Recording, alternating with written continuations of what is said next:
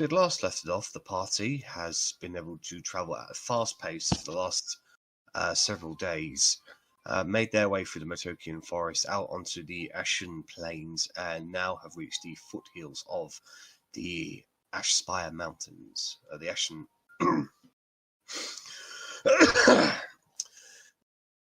Upon immediately getting onto it, you're met with an extremely dangerous landscape. Razor-sharp rocks covered with mildewy, mollusk-like fungi that kind of grows over it.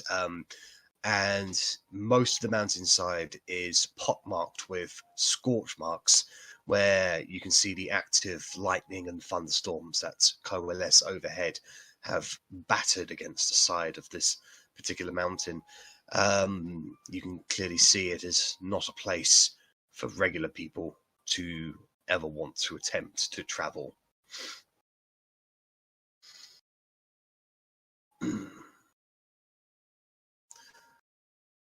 Gazing upwards, you can see that it goes on quite a ways. Like, from what you can see, probably the first day's journey will be a slow inclination filled with crevices and gorges and the like upwards, until eventually you're going to reach the absolute peak of it. According to Reichstag, his lair is somewhere near the peak of the mountain itself. You'll have to actually find it, unfortunately. He didn't give you specifics, he just gave you a location. He couldn't have built his base at the base of a mountain. He had to go to the top, didn't he? Doesn't think of us, mere mortals with legs and have to walk up things. Well, actually, he did. That's why he went to the top. That's why I know. Doesn't mean I can't sulk about it. This is what everyone would hear as Rennas is climbing this mountain. Fuck's sake. Climbing all this bastard mountain for this fucking dragon. Doesn't even appreciate us. I know. Okay. So, as you guys begin your steep climb upwards, can I get what pace will you guys be travelling at going up this mountain? I think if it's a steep, precarious mountain, we'd just go at standard pace. Wouldn't be trying to rush. That makes sense. Of course. Yeah. All right, so that will adjust the DC difficulty. Can I get Constitution checks from everybody, please, for your first foray into this mountain? Checks, not saves. Fuck. So who's surprised that I rolled dog shit? Hey.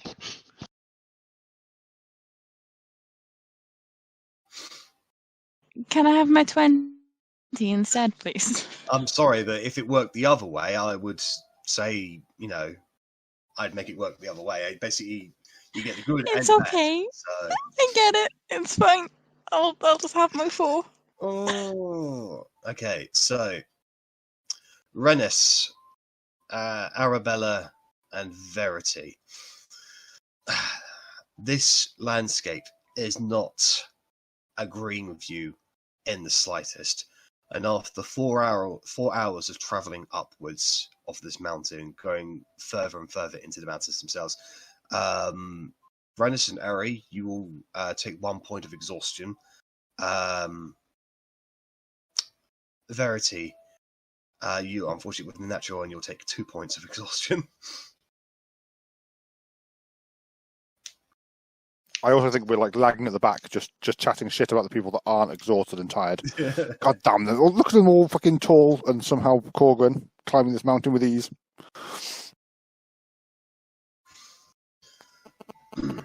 I do everything with ease. Going stealthy, sneaking. Ease. I'm not good, but it's with ease. Ease, or also your grade in the stealth. It's fine. I can, if I can see that Verity is practically crawling up the mountain, I will Greater Restoration to get rid of. Where does it specify? Reduce the target's exhaustion level by 1. So unfortunately, it doesn't get rid of both, but it gets rid You've of. got powder for that. No. the Yes. material for that? 100 diamond dust. 100 gold's worth of diamond dust. Yeah, I leave it because I can just do a catnap Fair. twice for myself later. If you're sure. Yeah, I'll be fine. Okay. Alrighty. Redacted. I will Alright. continue eating popcorn and watch. So, Korgrin, Otti, and Bellatrix, you look behind you to see the other three. They are looking tired, Verity especially. But now, as you look ahead of you, and the steep inclination upwards, now you're basically entering a part of the mountains where you're now going to be effectively entering steep inclinations gorges where climbing vertically will be required at some points.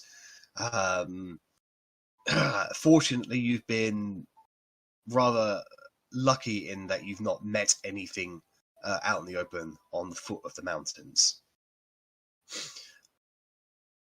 Now, looking ahead of you, you can see that path I just described.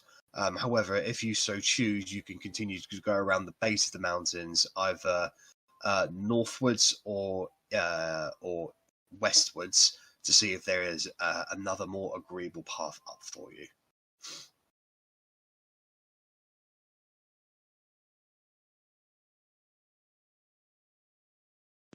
Arri just says breathlessly, like, let's just keep on fucking going.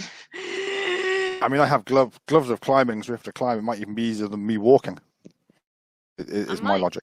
Be able to carry someone? Question mark. I'm pretty strong. Yeah. Arri's small.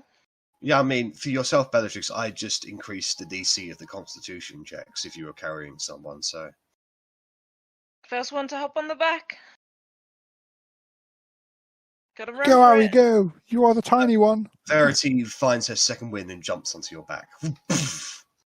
Slow. Okay, so which direction would you guys like to proceed with? I don't know, I'm thinking about jumping on Korgrin's back just to see how he reacts. You'd be bigger than me, so it's kind of like the big spoon and little spoon, except the little spoon is climbing. Very awkward. My legs would be like wrapped around you and like crossed at the front of your chest. Like, You'd be pulling on my beard. It wouldn't be a good time for anyone involved. Fine, I guess I'll walk then. You've got fucking gloves. If we're I climbing, can't walk on my hands. Yes, if we have to climb up a wall, I'm sure it'll be fine. Climb on the floor. Just drag yourself along. They call that crawling. I will No, I walk feel like like a normal. crawling is a whole body thing. I'm talking literally dragging yourself. Just splitting hairs. Shall we climb? Yes, let's just carry on. Alright, so you proceed into the actual gorge-like areas. They're zigzaggy at best. You can't tell if you're going in the right direction. Can I get a group survival check, please? I guidance myself, pretty Sure. please.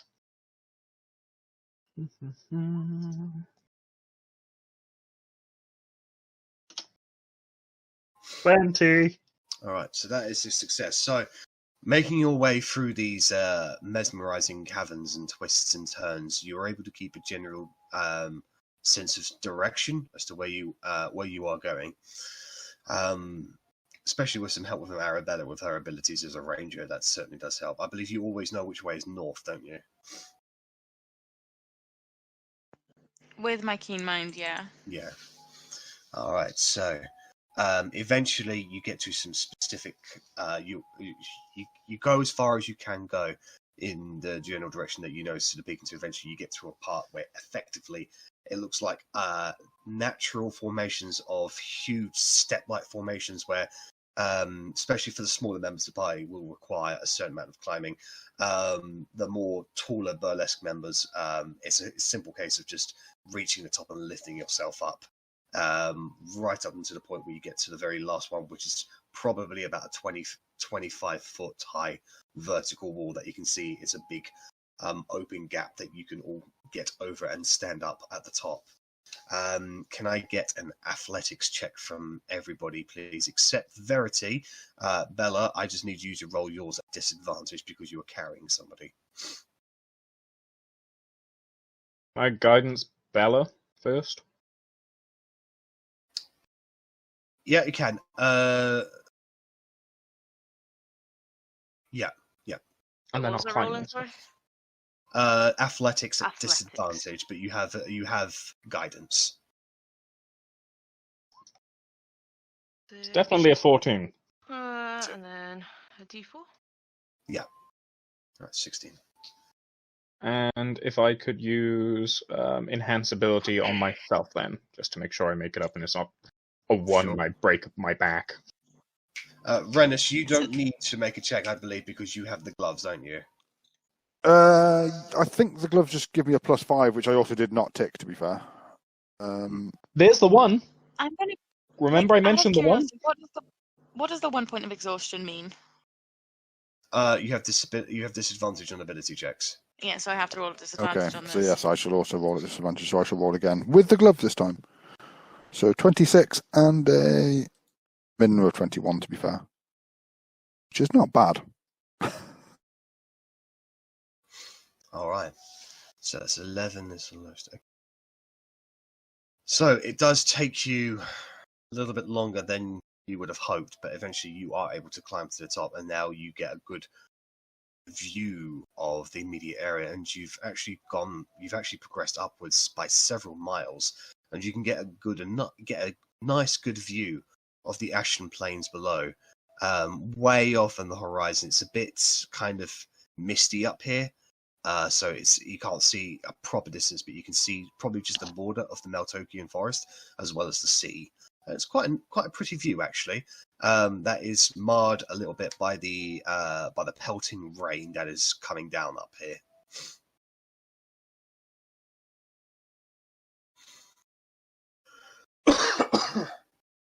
This rain can't stop me as I magically climb. Right. As you survey the immediate area, looks like you can proceed further inwards into the mountains by one of several gorges, and there's a much larger one right in front of you. There's one that looks like it's very well confined, enough for people to move in one by one. That will give you plenty of cover and will not let you hide you from anything that might be on this mountain. Or you can proceed to the left, which looks like it's more of it's going to be more out in the open, but it looks like it's going to be a much more easier path upwards. Actually seen anything out in the open, like birds circling, prey You have stalking? seen vultures, and you've seen a few mountain goats in the distance. You are aware that in the more wild regions of Windward, do you get some particularly nasty predators? Go ahead and make an intelligence check, please, Otti.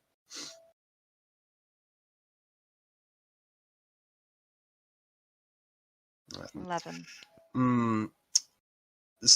Which exact predators that would be out here?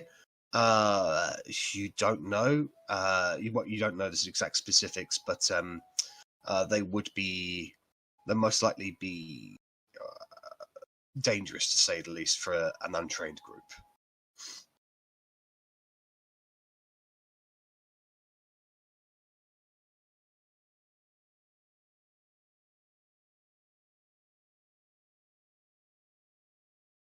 So my thinking is the narrow passage is probably the best for cover. It's also probably the worst for combat. The large gorge, probably the most dangerous in that regard. It's probably the most well traversed if the terrain is favourable. The medium gorge, kind of a little bit in between. If we were going to find anything, I'd imagine it would be more along our size or possibly slightly larger, but can't imagine it would be too horrific. So it's whether we think we might get into a fight and a brawl, or if we're going to try and avoid that, we better hope we're not going to, if that makes sense. I'm happy to take cover and try and climb up the cover way, where we have a little bit of protection, hopefully. What kind of far can we see with this mist? Sorry, could you repeat that, please? How, what's the kind of distance we can see with the mist and the rain, etc.? What, ahead of you up the mountain? Yeah. Just like ahead, just field of vision. Field of vision probably gives you, I'd say, about 300 feet visible, without any difficulties. Anything beyond that could be obscured by the mist, and beyond that, you just get the dark shaping outlines of what is the mountain itself, but with no defining features. And then anything beyond that is just hidden by the mist. Aye. Alright, cover might be best then. We don't know what's ahead of us. We're quite literally going to be walking into it. At least if we take cover, we've got a bit more of a quieter footstep and see them before something sees us. Surely the mist is cover, though. From anything at a distance, yes.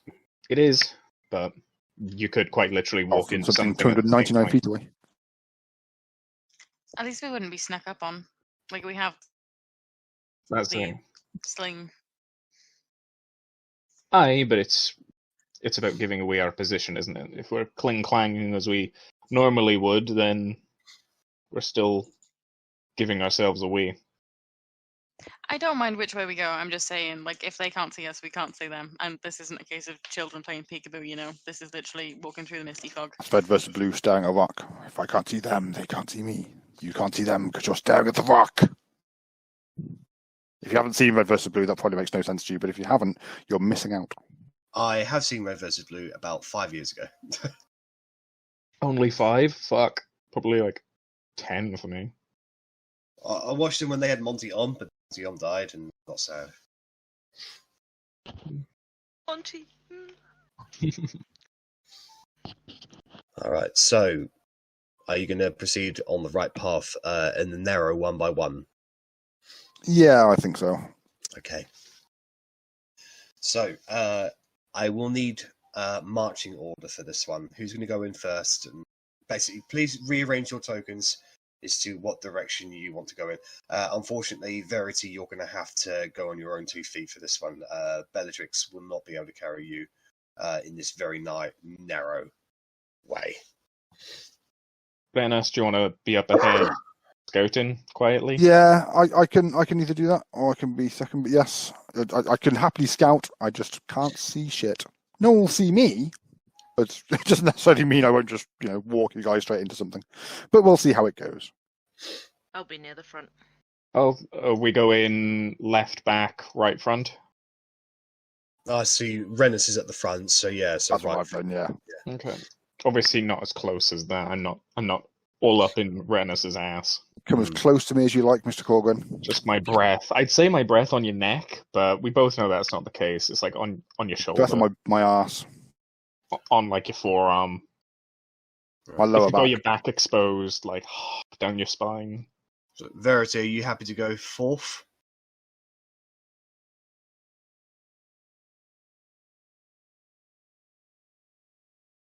Yeah. Yeah. Ah. Oh, she's gone and made a doodle now, isn't she? Oh dear. Hey, let's take a look. Fuck's sake. Come on, Bella, squeeze in. Yeah, there we go. All right. So you all, Rennas, you get up to this small crevice area first, and it's probably about 4 feet in, maybe less in width. For the more bulkier people, you're certainly going to have to go in sideways on occasions. And you start progressing once Korgrin after him, Bellatrix after him, Verity after her, Arrabella after her, and then Otti bringing up the rear. Okay, so can I get acrobatics checks from everybody, please? This is not it's not something that you can fail. It's just determining how fast the group's going to be going and who's going to be. Oh, fucking hell! Nat 120. I was gonna say I'll fucking enhance ability again, but I don't know if it's worth it. With you I've people already failing failed this as shit. about as badly as I can possibly fail because it's me. So unfortunately, the entire group is going to lose time on this because Rennas got the natural one. So, Because you let me lead. because he's at the point. Unfortunately, there will be no distance between you guys and Rennas, unfortunately. So, right. So when you're progressing through these particular crevices, they do get awfully restrictive at some points. They do on occasion shoot off in different directions. Can I get another group survival roll, please?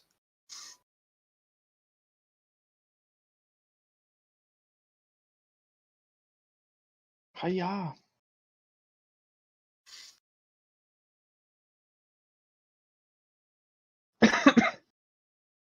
Remember, Renison, you are running at disadvantage because of your exhaustion. Indeed, we are. Sorry. Yep, 14 it is then. Okay, so that is a group success. So communicating with each other, you're able to make your way, sticking on path to heading upwards to the peak of the mountain, and you're able to keep on what you assume to be the best path for it. Can I just check that we're not being followed? Yeah, make a perception check. 7. We're You can't not see being followed, guys. You can't see Or go back here. anything. Oh, good. Eventually, the path that you get to comes to Rennas. The path that you're coming to closes off and seems to come to a dead end. Can I get a perception check from you, please? You certainly can. I mean, can it get any worse than that? You know, even with the disadvantage. Oh, yeah, fair. I'm a yeah, it's said a nat 1, and that one's a nat fucking 1, because obviously I rolled 2 of them within 3 fucking dice rolls. Rennas, you are stumped. You have no idea what to do. Guys, we're going to have to turn around and head back. There's just a wall here. There's nothing. No way through. No, you're full of shit. Let me take a look. There's a fucking wall here, Korgrin. I'm not fucking blind. Make a perception check, please, Korgrin. DC's a little higher because he's blocking it off a bit. I would say guidance, but I've rolled, so it's too late. Yeah. He's right. It's a dead end, but looking upwards, it could be a case where you just shimmy and climb your way upwards. It does shoot up about 100 feet, so it's going to be a quite steep climb. So he's not wrong, but he's also not right. We can just go up. And just climb out of the gorge. Well, you've seen my ability to climb. No wonder it wasn't the first thing that came to my mind. I think up. All right, then. So, you guys begin to climb upwards. Now, Rennas, because of your gloves, you will forego any checks for this. So, Awesome. You're able to continue to stay on point and continue to climb upwards. Anyone really bad at climbing? Well, yes, me, but I've already made it. You've got the gloves. Both myself and Verity are currently at disadvantage because of points of exhaustion. So Okay. I imagine Verity may be worse though with 2 points. I can cast Fly with the loot on someone. Just as to who's gonna have it. I'm fine for it. So probably Verity. Verity, Verity can would you make cast sense. it on yourself? And I'll cast it on Arri. Oh, Yeah, Verity's just like ultimately powerful now. She can do anything. Yeah, she just runs the risk of blowing everybody up. Except Oh, yeah, apparently make Okay. contact. Oh yeah, Lesley, we finally got the fireball wild magic surge when you guys were trying to camp in a treetop. She blew up the tree and everybody fell to the ground, except for when he was sleeping on the ground anyway. Yep.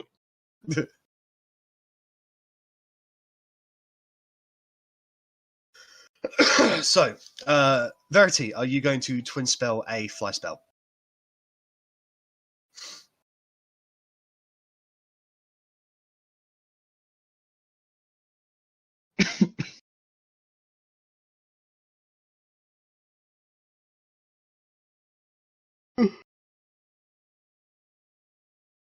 Don't blow us up in a canyon. I don't think there's any objections. What level are you casting it at?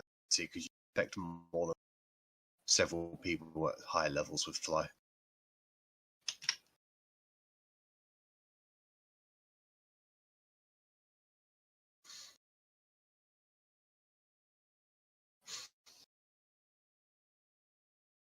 If that's what you want to do. Depends on whether we get to the top of this mountain in one fly spell, which I'm guessing we probably can't. So there's going to be climbing involved anyway. So Yeah. Okay, I mean, it's so 60 minutes, so we should 60 minutes, 60 feet. we'll make it no, good. it's 100 feet upwards, but for this particular crevice, but fly itself is a concentration spell.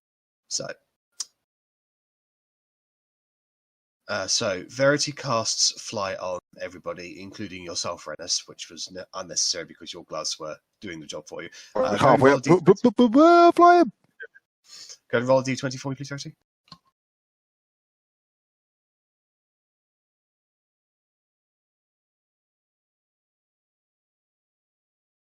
Sorry, I'm just figuring out which spell slot I need to mark down. Level 5, I think, because then that's 3 people, twin it.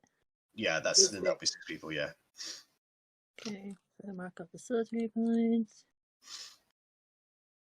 D20. Okay, roll a d100, please. It's going to be interesting. Best laid plans, eh, guys? Mm-hmm. The thing is, there's not many results that wouldn't be bad if she's now off the air on turning into a plant pot right now would be fucking terrible. All of a sudden, Verity's skin turns a vibrant shade of blue. Verity, are you cold? It's not that cold up here.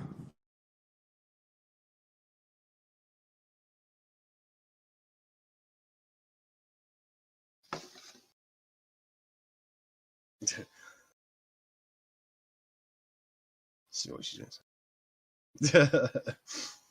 I mean, if she'd been a vampire at this point as well, it would have added to the whole flavor a little. Yeah, I guess you could say she's blue, dabba-dee, dabba-die. Literally popped into my head. I was thinking she was from Avatar. I made a She's joke. blue. I made a joke for Bella last week. I hope it was Oh, no. acceptable, Lesley. What was it? Do you remember? 'Cause They were looking for you, and you'd been captured by the apes, and they had guessed it. There was some form of monkeys, and they were able to cast message, and then just to see if you were around in the area. They couldn't tell, and then I responded by saying, "There's a lot of monkey business happening around here." yeah, perfect. That's something I would say. Yeah, I thought so. Mhm.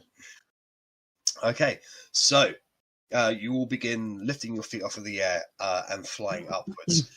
You still have to tuck and breathe on occasions, as it's not ideal flying locations. However, you're able to come out to the top, and you now got a good view of the area around you. And it's kind of like a flat surface, just with loads and loads of cracks in the ground itself, where you could literally fall down.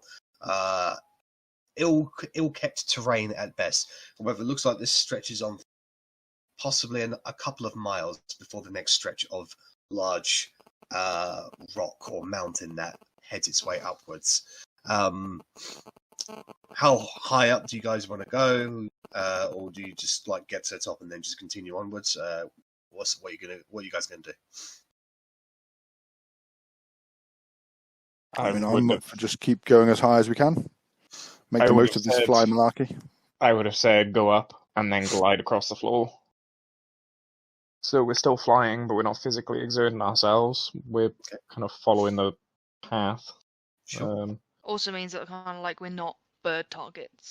We'd still be targets, but we're not like flying targets in the air. Righto. That's, yeah, kind of what my logic was as well. Hey, what's that? Oh, bunch of people. Never seen a bunch of people flying off a mountain before. Mind your own business. Lightning. Zap. So, basically, just sticking just about a foot off the ground, you guys continue to zoom onwards towards the next stretch of the mountain itself. Can I get a group perception check, please?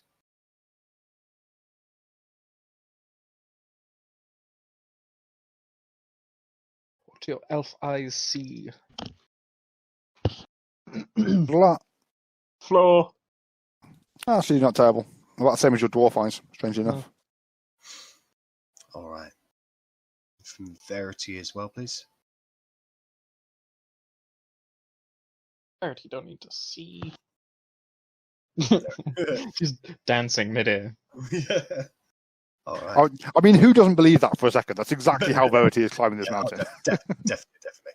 Okay, so with that many successes, you guys can tell that there are things in some of those cracks. Worm-like creatures sort of shifting around. Did you say fiends or things? Things.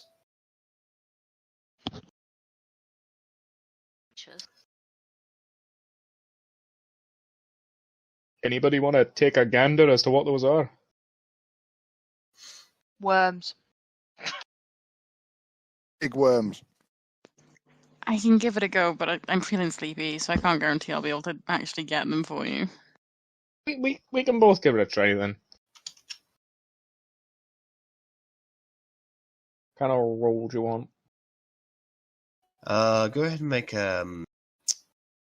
intelligence checks, please. My mighty dwarf brain thinks. Do I still have disadvantage on these? Yes, because you are exhausted. Okay.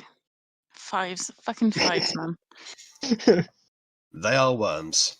We just look each other in the eye, just worms. Definitely worms. So it's a special. I'll try and bullshit. Don't get me wrong. They're big worms from what you can see. Don't get me wrong, but they're very dangerous mountain worms. They lurk in the mountains. Yes, the well-known mountain worms. Yes, it's slightly more armorous than earthworms. Like they're just a bit hardier. You know, they're bigger and meaner. Okay. So, as you guys continue to... Are you guys going to try to avoid these creatures? I think that's for the best. Fireball. Do it. Don't do it. There are multiple cracks. So one fireball might get one of them, but it might not get the rest of them. So, can we wide berth it? I mean, whenever we've encountered worms before, they've kind of just known where we are, regardless. I think it's because they can sense our feet. Yeah, so if we're flying above them, it should be fine. It's purely because you're flying that they haven't come to attack you yet. Yeah, it was the only reason I said that is because I didn't know if we still were, but fair. Okay, so can I get if you guys are just going to go flying across, you will actually avoid their tremor senses completely, so you won't need to make any stealth checks. Even better. However, you will not be able to get to the edge of the mountain within 10 minutes. Or so the next part. So at some point, you guys are going to land. Will you cast flight again? Will you attempt to do something else? I think we should land, but possibly look for a landing spot away from crevices if there is such a place. Well, what you can see is that this stretch of mountain that goes on, where all these cracks that are like wide enough for somebody to fall into, they stretch on for as far as your eye can see, all the way up to the next base of the higher part of the mountain. Then I would turn to Otti as we approach the end of this fly time and say, that thunderwave spell that you keep, not using very often. Maybe if you do that at the mountain, it would cause some sort of avalanche rock slidey thing, below us while we just land up above and carry on walking. Korgrin, help me with some rock facts, please. If I do Thunderwave at that mountain, will it go, like, crumble and go everywhere, or is it likely to hurt someone inside? It's a pretty poor idea regardless. I stared daggers at Korgrin. I mean, when you think about it, we'd just be destabilizing whatever we're then walking on as well. Also making everything around us suddenly aware of our presence. No. Like, we do it at a spot, and then we fly. We use our last few feet of fly things to go above this and walk above wherever we've just caused this rock slide from. But the rock slide would presumably create more tremors on our footsteps, i.e. the worms would head towards the rock slide and not towards us. That would settle eventually, though, at the same time, and we'd still be plodding along. Also, they can just burrow through the rock, probably. Well, fine then. I'll just throw a dwarf into the crevice and we'll just go on while it eats you. Not mad keen on that idea, either. Funnily enough.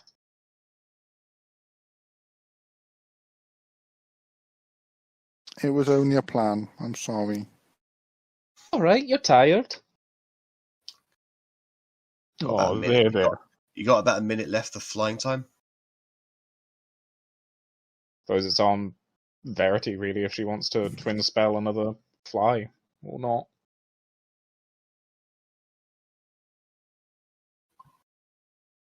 It's your spell slot at the end of the day. Can you twin spell more than once in a day? As long as there's sorcery points.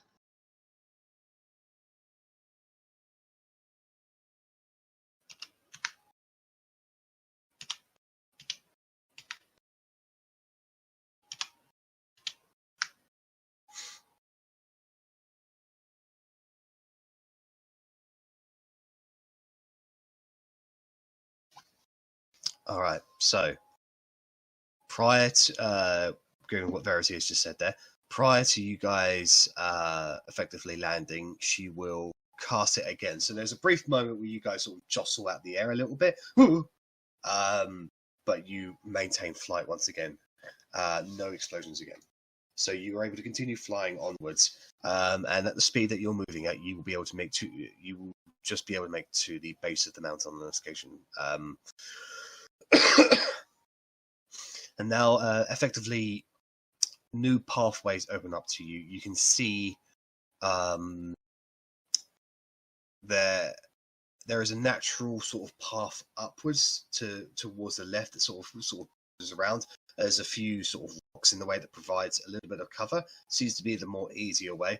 And there is a path kind of that's a little bit more steep and vertical. Looks like it's going to require a lot of jumping from rock to rock.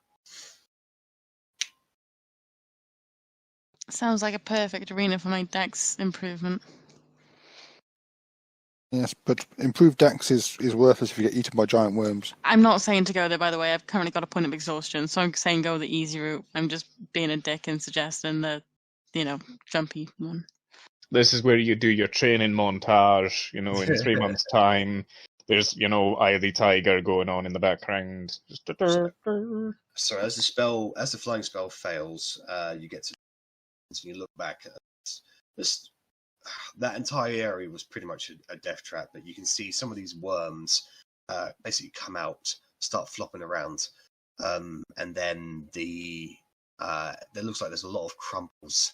And some of those worms, maybe about 5 or 6 of them, sort of coalescing around on the ground, kind of clumping up to each other.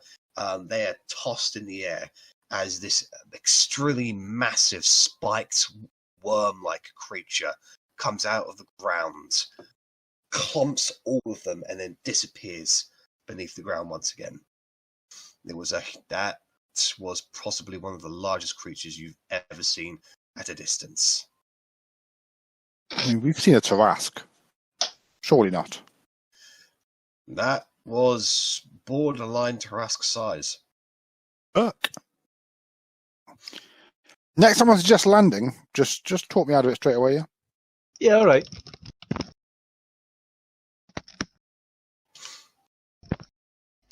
quite sure how I'll get down yet, but that's tomorrow's problem. Right, so which path are you going to proceed, or would you like to make your own path with the creative use of your spells? What were the options? You can proceed left, which is a much more natural path upwards that's got a little cover from the odd rock here and there, or you can proceed right, which is basically a more steep version that goes higher and higher up the mountain. So it looks like it's going to require a lot more jumping. I mean, if we're still flying, are we not? No, the fly spell, basically the second fly spell would have come to an end right at the cusp of you being able to reach this particular base of this new of the higher peak of the mountain. My bad. Maybe the harder path. I'm assuming you guys were booking it across that crevice area, so Yeah. Like, I'm still remarkably tired, but I still think that worm has scared me slightly, and I'd like to get to the top as quickly as possible. So maybe the harder path. Aye, but there's probably a higher chance of fucking up on the harder path than someone falling. No? Not everyone is exactly Has magic gloves. physically... Yeah, let's go with that. Certainly not right now. Safe and easy then, or What? apparently safe and easy. I mean, open to other suggestions, but at the same time, with how we are as a party, I'm sure we're all feeling a bit run down at this point. Some of us more than others. Unless there's any creative use of spells, which I think would be best to just preserve at this point. I've been knackered since I started walking up this mountain like 2 hours ago. It just exhausted me as soon as I took a few steps. Is Toby dead or zipped? Yeah, Toby died, but and she hasn't cast a spell to bring him back yet, so. Dead AF.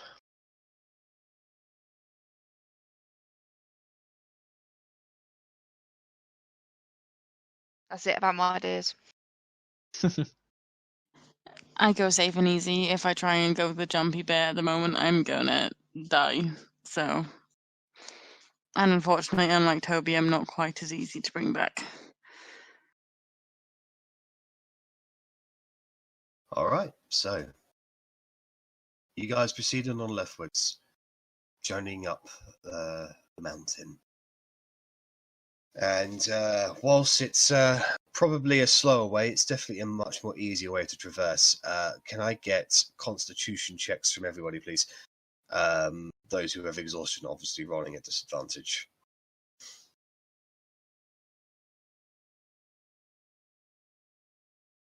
Thanks for that disadvantage. Fit as a fiddle. Loving all them fives. It's a good thing they weren't Wow. sixes. If I rolled an 8, it was better than half the party. All right.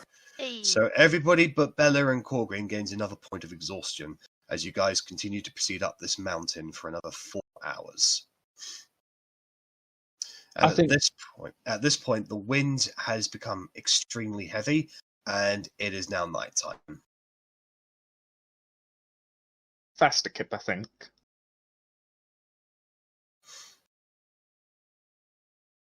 Verity, you look sick. Like, you do not look well. You need to sleep, and we'll continue tomorrow. Verity doesn't sleep. She needs to start. She needs to stand still. Yeah, okay. So are you guys going to press onwards, or are you going to basically rest and camp here? I mean, it feels like tiny hut time, Verity. Aye. Are there any rumours, stories that we heard of any creatures that are particularly like the night nearby? Make a Obviously, history check. We did the walk through the thing. The Actually, no. forest. All right, you can make 2 checks here. Your choice. You can make a nature check or a history check. Otti, your choice. Well, they're both the same, so it doesn't really matter. So I'm going to do history. Okay.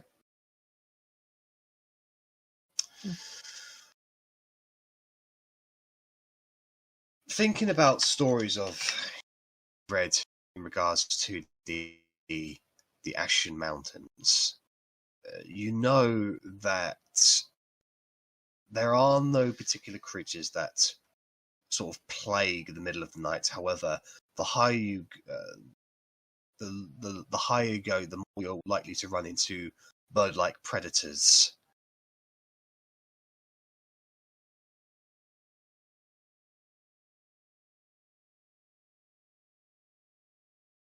Okay.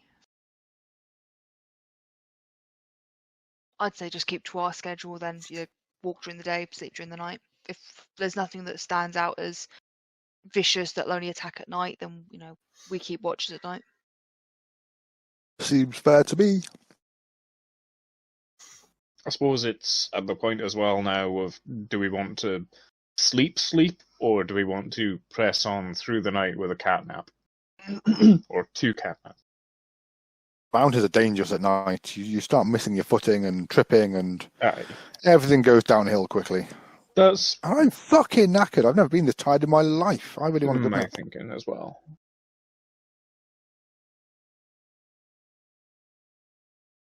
Regular sleep it is then, I think. Okay. So, how are you guys going to eat tonight? Korgrin, are you going to create food and water for people? Or are you going to eat your rations? Because there is nothing to hunt or forage. I could good berry as well. But, oh yeah, you got good beer as well. So I'd probably have some rations. I may have like good berries are fine, but they're not very exciting. It's just you eat one thing. I enjoy a meal. I sit down and tuck into food. You can't tuck into a good berry, however full it makes you. Or you do both, and Well, that's you have your both. rations, yeah, like. Yeah, no, I know. I'm just saying roleplay wise. Yeah, I'll eat some rations because berries aren't fun. I was I'm going a to fun-loving elf. suggest perhaps just eating the food that we have as well. Whenever I make food, it's magically my cooking is fine. Magically, it's bland as shit. It's meant to be that way, and I'm not about to magic up a 1,000 gold worth platter for a hero's feast for climbing. Not that we have one. I mean, you definitely should.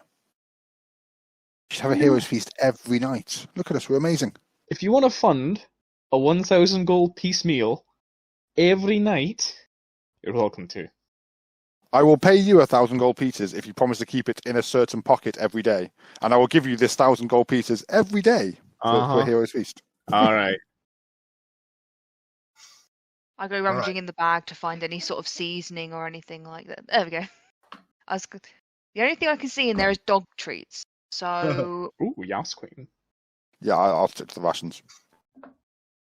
We Right, so swap here- out your rations with the dog treats. No, I'm not a dog. So here's the other question I need to pose to Verity. As you are camping out, basically on the side of this mountain face, effectively, are you going to have a fire? Because it's cold and it's getting colder and colder by the. Well, wouldn't Tasha's wouldn't tiny hut prevent wind from coming in? I don't think it prevents gases from coming in. Does it prevent gas from going out if we had a fire in Tiny Hut? Is this the If problem? you fucking Dutch oven us, Dutch oven is very different to lighting a fire, but okay. That's what I'm saying. If you Dutch oven us in the fucking tiny hut, you're out of the tiny hut. I could potentially do it in the doorway, like if we have a fire in the Stick doorway, your ass out. Just like just outside of the tiny hut. That seems workable. apparently, Verity can control the temperature in tiny hut. Yeah. And so, Or you would also make it bloody freezing, though. I'd like a sauna. no. Yeah, so spells and other magic effects can't extend through the dome will be cast through it. The atmosphere is comfortable and dry regardless of the weather outside. The dome is opaque from the outside of any colour you choose.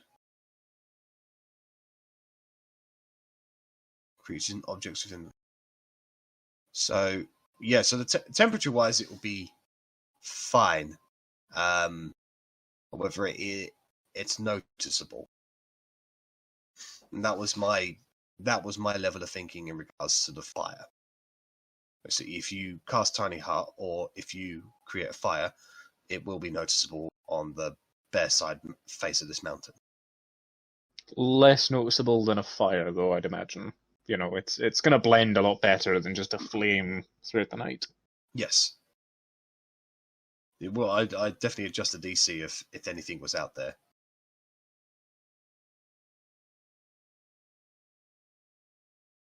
Okay. All right, so if that's the case, Verity will cast Tiny Hut. Can you roll a d20? Okay. So this grey, opaque-like structure appears in the path of the mountain where you can all now get into and get a brief respite from that wind and rain. You can still hear it outside, along with the thunder. However, you're all grouped and camped together. And I do alarm outside Okay. the perimeter.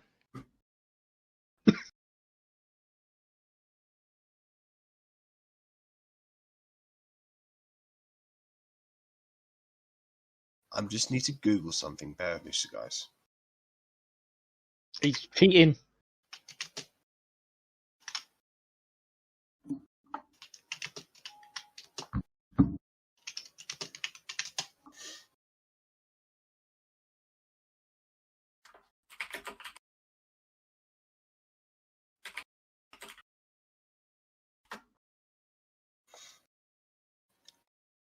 I've just run across something that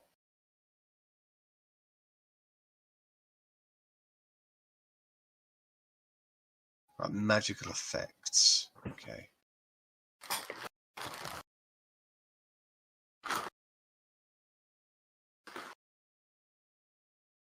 All right. So, Otti casts alarm on the outside and then goes inside. Are you guys going to be having a watch tonight? We watch most nights, so... Yeah, I think so. All right. Who's going to take first, second, and third watch? I was leaning towards second myself, because that's later in the night.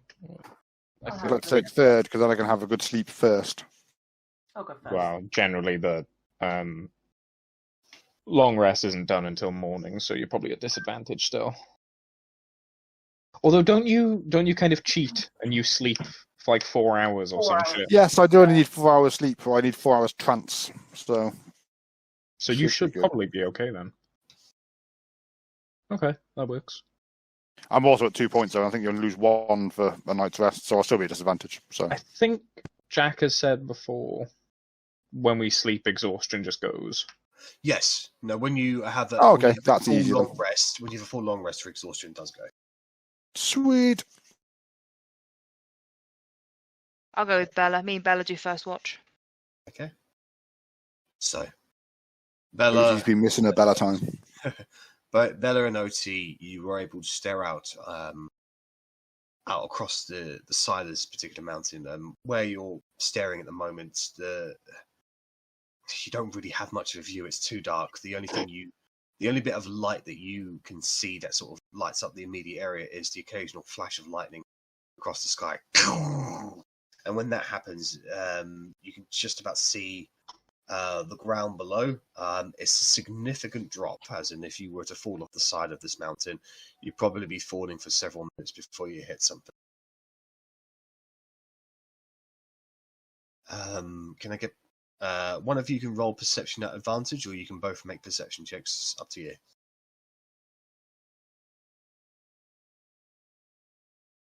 One's decent, but I think They're both too busy staring into each other's eyes. There's no percepting going on, but hey. Okay. 30. Right. Alright, so despite the fact that it's nice and relatively comfortable in there, how does Bella and Otti feel about constant lightning strikes across the night? Is it relaxing for you, or is it like, oh no, it's scary? It's hella cool. I was like, damn, that's cool. Oh, hell yeah. approaching it with like caution. Obviously, I know what Thunderwave can do, and you know, lightning is like, but yeah.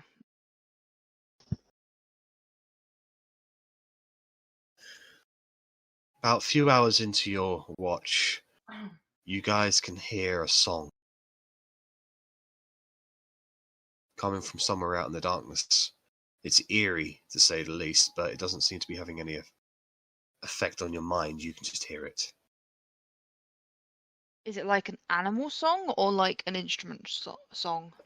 Like a person singing. Can we make out any of the words? It's more of a melody than anything else. So there's not an actual. There's no song. It's just a melody of tune. Okay. Can we tell how far away it is? Probably not in the mountains. So. Not with all the amount of noise out there. You just literally just pick it up. Okay. Well, as long as it's not coming towards us, I'll keep an eye. The moment it does start to come closer, I'll pay more attention to it. No, it seems to be maintaining its position for now. Okay. Like make up words to kind of go with the tune. It's like, I like cabbage and apples, and kind of sing along with the tune.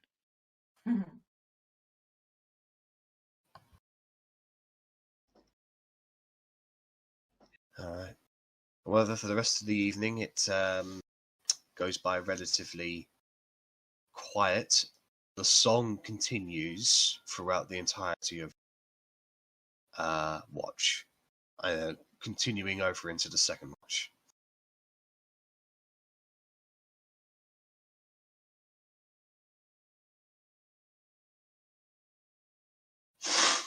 Yo, Korgrin, wake up!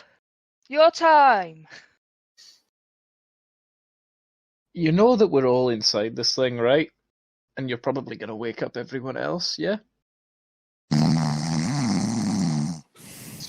I kick Rennas just to prove a point. See, you woke him up. What? Did one of you start making music, or...? Something out there. Keep an eye out for it. Oh, double creepy. Okay. Didn't get any closer though, so. I'll bear that in mind. Is it still happening, the music, or did it stop? Yeah. It's still happening. Okay. Yep, it's still happening. It's weird. Kind of disconcerting, but all right. But it's not getting any closer though, so. I'll let you know if that changes. Mm-hmm. But good night, and I'll keep eyes and ears Have fun. to ground and skies. Can I get a perception check from Scott? I can certainly try.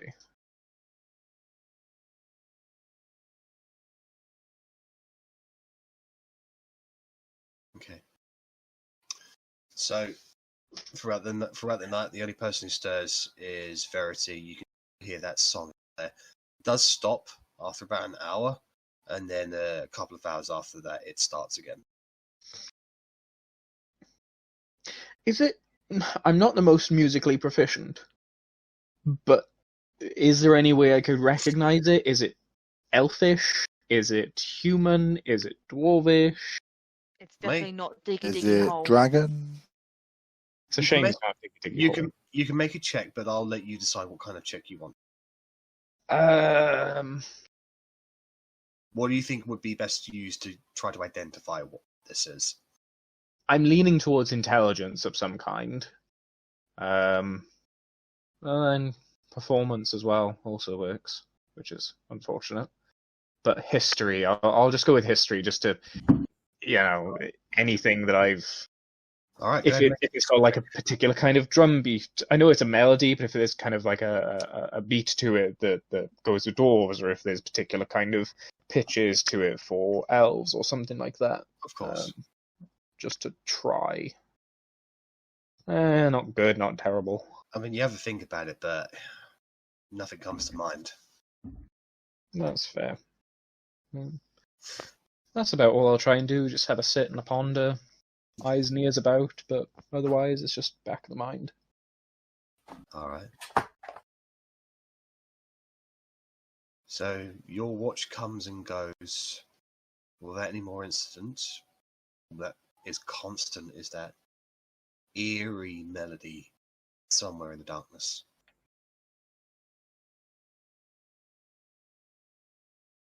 You go to wake up the third watch. I give Rennas a wet willy. Oh. Hi, Korgrin. Good morning, good night. I'm not sure, but your turn. I guess it's morning for me, and I crawl out of my little bed. Keep an ear peeled to creepy music. Don't follow it. I know you're probably tempted. Don't. Good night. Good. Don't. Okay, Or I won't. I'll tie your shoelaces together the next time you get up. I'm pretty sure I don't have shoelaces. I'll I'm like a sneaky elf. I'd have like whatever the ancient thing of pumps is. I'll undo your belt buckle so your pants fall down. Well, they are weighed down with a lot of gold. Right. Good night. All No, right. Mr. Korgrin! And I go and sit in the doorway. So, can I get a perception check from you, Rennas, please? Now, am I now not at disadvantage? Yes, you have rested. Happy days. 17. All right. Can I make So- a point of that I'm going to try and get up before dawn? Yeah, sure. Yeah, just so I can give Corgi a kick. I'm Are sure you it'll going be to my say job kiss to for wake some you all reason? up. Don't know why, but Sure. I can give you a kiss if you want, but I feel like that would just make Arri Korgrin feel a with bit kiss, awkward. It's fine. slip me tongue and you got a deal. So, Fine, I wake up Corgi with a kiss. Slip him a bit of tongue, because why not? That was at Rennas, but I'll take it.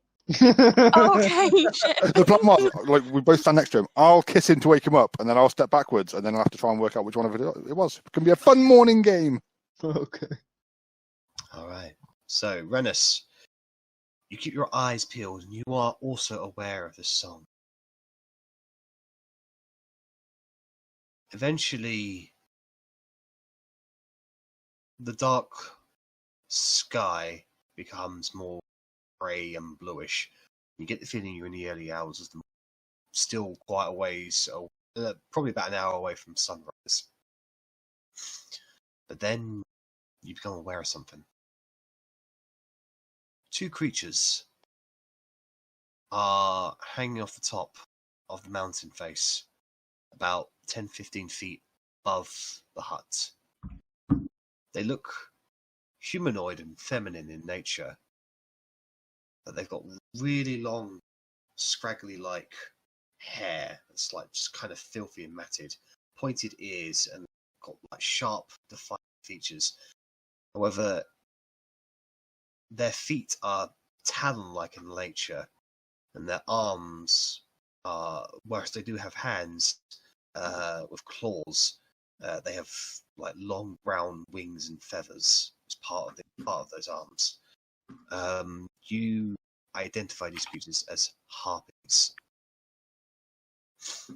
Are they They- looking at the hut, or are they just chilling out? And It looks like they have just noticed the hut and they are getting a little bit closer to infect it. What are you going to do? I'd wake everyone up, I guess. I'll just give everyone a little shake, and then I will grab my bow and probably step outside the hut. Why do you do that? Well, because I've woken you all up at least. At least I'm, you can watch me die this time. So as Maybe soon wait as- a couple That minutes so we is can get our safe. armor on. So as soon You as can you get step your out, arm on so while you wake them up and you step outside. As soon as you do, Rennas, these creatures immediately notice you and they just go, and they fly away. I'll step back inside the hut and say, "It's okay, go back to sleep. I'm terrifying enough to protect us all." Did alarm go off? No, they didn't get close enough. Yeah, they were nowhere near us. They were all the way. I at the meant top when of the Rennas stepped outside. Oh yeah, the alarm went off then. Okay, that's fine. I was just suddenly like panicking. I was like, what? Sorry. You did this last He's making time. a habit. He's making a habit of this. This is why. Well, things keep coming. Stop leaving the hut. I get this hut is protected, but if we all sit in this hut and more and more things come and surround the hut, and suddenly, before you know it, you've got 14 fucking dragons waiting outside for us to leave this hut, then what do we do? But at So least, I'd rather kill them while it's 2 little harpies. but at least you don't get abducted. Well, none of us have our armor on. We've got to fight giant apes in our kegs again. Korgrin, go back to sleep. Take my hammer out my bag and I say to him, For like half an hour. Rennas, every time you make alarm go off in my head, I will break a finger. I wait for Otti to fall asleep and then steal her hammer. Can you even lift it? It's just the normal little hammer. It's not Wilma. I don't have Wilma anymore. I'm just like, stop waking me the fuck up with that fucking alarm. There were harpies! You're a harpy. No, I'm not. I'm an elf. Half elf. I'm just loving watching the two of them enact this. It's brilliant. For our viewers, if we have any, this is not RP at this point between those two. This is just how we are. Yeah. This is therapy. Like, Ellie generally does have a hammer. I can see the Morse code in the blinking of Richard's eyes. He's called.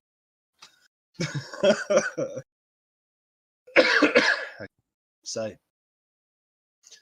dawn breaks, and it might as well not be a dawn at all. It is so hard to see anything beyond that. It's just a dark day today. I definitely woke Arri and Korgrin up before dawn. Nope. Okay. Wait for the usual 6 seconds before 6. Beacon of hope. See what happens. You cast Beacon of Hope, Mm-hmm. and a few seconds go by. A minute goes by. If anything happens, you guys aren't aware of it. Nobody's aware of any. You don't. If someone's spying on you, you are not aware of it. Everyone feeling okay? Well, that was easy. Yeah, weirdly okay, which makes me very on edge. I'm kind of gutted that I didn't look at Renas's boobs today. They were beautiful. Took me a while to They get were out, though. beautiful.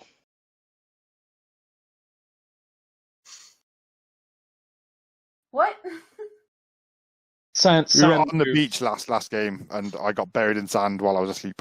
I missed the beach episode. Yeah, did. yeah, you did. What the fuck? Everybody went skinny dipping except for Verity.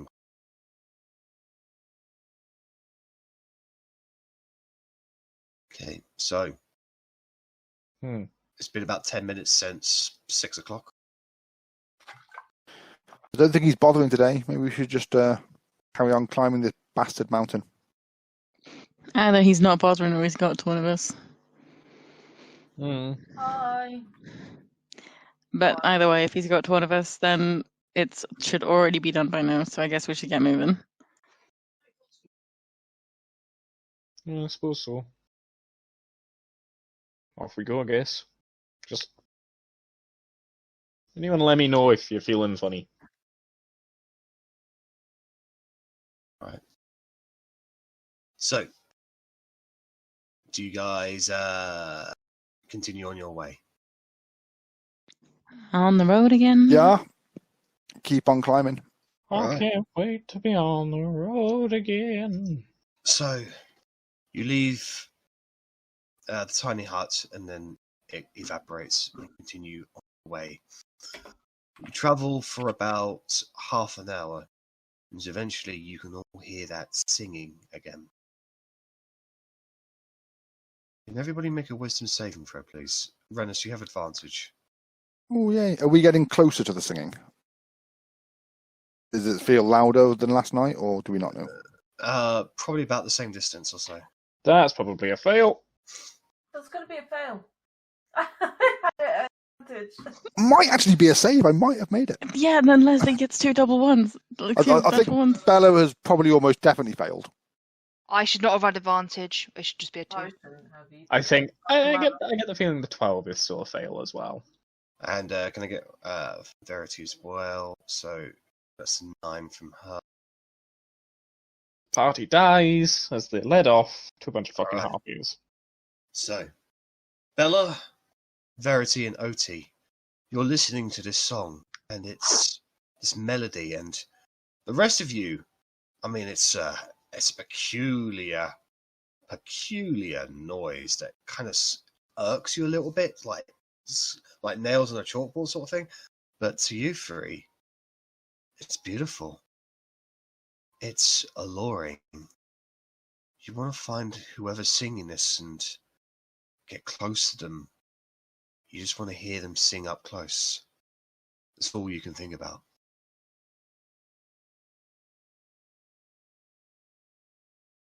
Is it obvious behavior for those 3?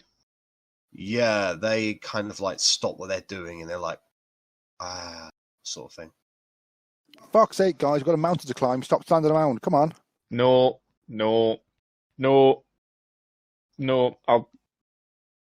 Who is it? Verity, Otti, Bella. This song, it's above you. You need to get close to it. How do you get close to it? Am I allowed to act before then?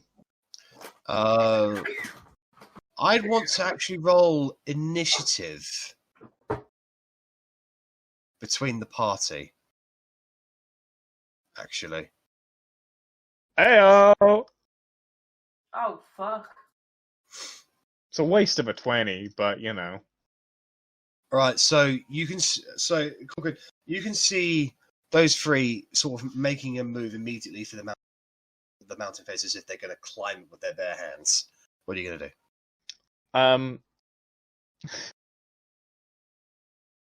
Bye. No, I want to slap someone.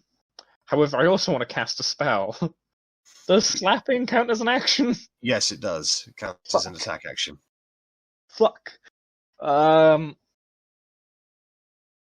not mad keen on this, so the lottery is, if you could not, that'd be great. And as I'm doing this, can I cast Beacon of Hope and just, I don't think you're entirely with it, guys. Pull yourself together. Bye. Now, Beacon of Hope. Again. Okay.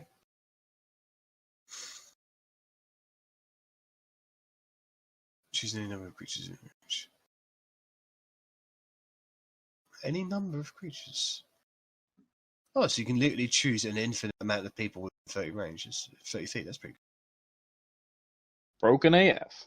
Oh, I'm yeah. not sure an infinite amount of people can fit within 30 feet. Well, as many tokens as you can put 30 feet, I'd say. Which is a significant amount. Yeah, it's a fair number. Okay. So, you cast Beacon of Hope, and this golden glow just emanates from you that and just kind of washes over the bodies of everybody else. Otti, it's your turn. You need to get close to that song. It's above you. Is it whereabouts? Is it? Is it actually in the mountain, or is it? It's like you can't tell exactly where. You just know it's like it looks like it's obscured by the mist. Maybe there's a rocky alcove above you. That the whoever's singing the song is perching on and can't be seen with the naked eye. Would I be in the right mind to make an intelligence way of getting up there, or am I just scrambling up there? I'm going up there regardless, but it would work out where it would be the best way to go up there if I can still use intelligence to kind of go. That's a safe path. The target must move on its turn towards the song in the most direct route. Before moving into damaging terrain such as lava or a pit, and whenever it takes damage from a source other than the singer, a target can repeat the saving throw. So it's not dangerous to climb up. It is the most direct route to start climbing, So that's what you would basically. Yeah, I'll climb up. Okay. So you start just a couple of pebbles just sort of fall out, and you kind of almost lose your footing a little bit, but you don't care. You want to go up. I'm humming the tune as well. Okay. Diggy diggy hole. Can you you can diggy, repeat the saving throw at the end of your turn? It's not going to bloody help. At advantage.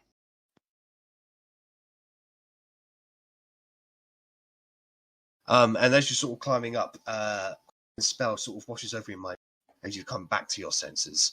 You were no longer charmed. Bellatrix, you are charmed, and you're basically going to do it in the exact same way as Otti. You would you could either climb or you would use the loot to cast fly on yourself. Would I have the mind to? Yeah, I mean it's the most direct route. Like you just want to get closer to that song. Yeah. Okay, then I would be casting fly, I suppose.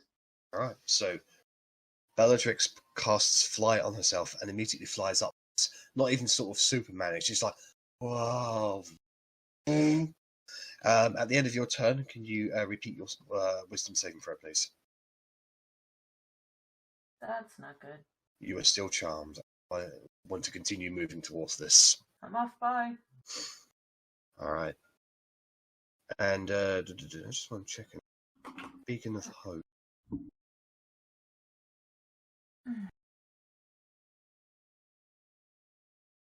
Does somebody have stealth Beacon of Hope if they live beyond the 30 feet range, Zach? I don't know. It doesn't really specify. It's a concentration of a minute, and you cast it within 30 feet. And for the duration, they have advantage. But it's the range that's throwing me off. Yeah, every time I've cast it, I've generally placed it on myself. Yeah. And as it's a concentration, I would imagine. I'm going to assume that it's basically you cast it from every creature within 30 feet of you, and then for that minute, no matter how far away they get from you, they have Beacon of Hope. So, yeah, because it doesn't specify it's an aura, for example. Yeah, so that means how far does somebody move with? Is it 60 feet? 60. All right, so Bella has gone 60 feet up as she used her action to cast fly. Would she have gone past any of us? The fact she's flying up is kind of obviously going to startle me. If she's flown straight up, or if she's you're on the mountain face at the moment, so. But yeah, I would say if I was just going to say how your tokens are put up at the moment, she would be next to Korgrin and Verity. But she's just gone straight up. Yeah, so she's overtaken you because you're climbing. Yeah. All right, then that will bring us to Arrabella. Just kind of look at a flying barbarian and go, shit. Shit. Shall I shoot her? Like, I mean, try not to hurt her, but also maybe hurt her. Yeah, I think that my best option is to hurt her. Like, if I try and I'm going to shoot for her foot and see if that kind of knocks her into her fucking senses. And if that doesn't work, I'm going to shoot for her arm. Make an attack roll. Right in the ass, you know. HP, I'm fine. Do it. That's a hit. Roll damage. Ow. 10 piercing. So that's 10 hit. So you fire up, and it goes straight in your foot. Bella's foot. So Bella, can you make a wisdom saving throw at advantage and a constitution saving throw, please? Oh god. Yeah, I'm going to try and catch her, as awful as that's going to be for a 3 and a bit foot halfling, to try and catch a 7 foot fucking barbarian. All right. That slight pain that you get in your foot, Bellatrix, shakes you out of your charm and effect, and you maintain your concentration, and you're flying for some reason. Why the fuck are you flying? Ow! Why'd you do the what? You have an arrow in your foot. With that, so I would have noticed that it was Verity, Bella, and Otti being a bit funky, yeah? Yeah, they're like... Okay, I'm going to smack Verity with my bow. Like, not with an arrow, with the actual bow. I'm going to smack her with the bow. Okay. Make an attack roll. Are you proficient in improvised weapons? No. So you. Oh just wait, roll- I am a fighter though, so yeah. Yeah, so you can add your proficiency bonus to this. It'll be a strength-based thing. Okay, so it's going to be 1d20 plus 6. Yep. All right, that'll hit Verity. It will do 1 plus your strength. So 2. So, Verity, you take 2 points of damage as Arrabella just comes up to you and just whacks you over the head with her bow. Can you make a wisdom saving throw at advantage, please?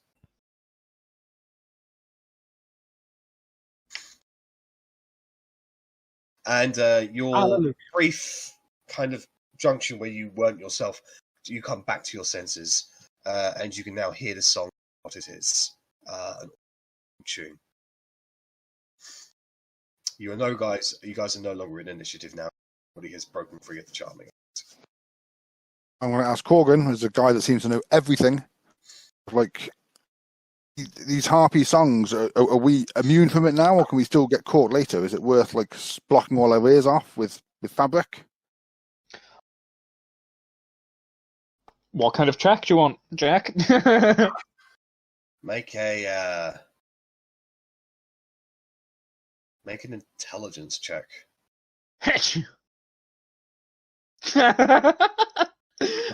Yeah, we're fine. We're all. So you think to yourself, yeah, harpies. Wait, what are harpies again?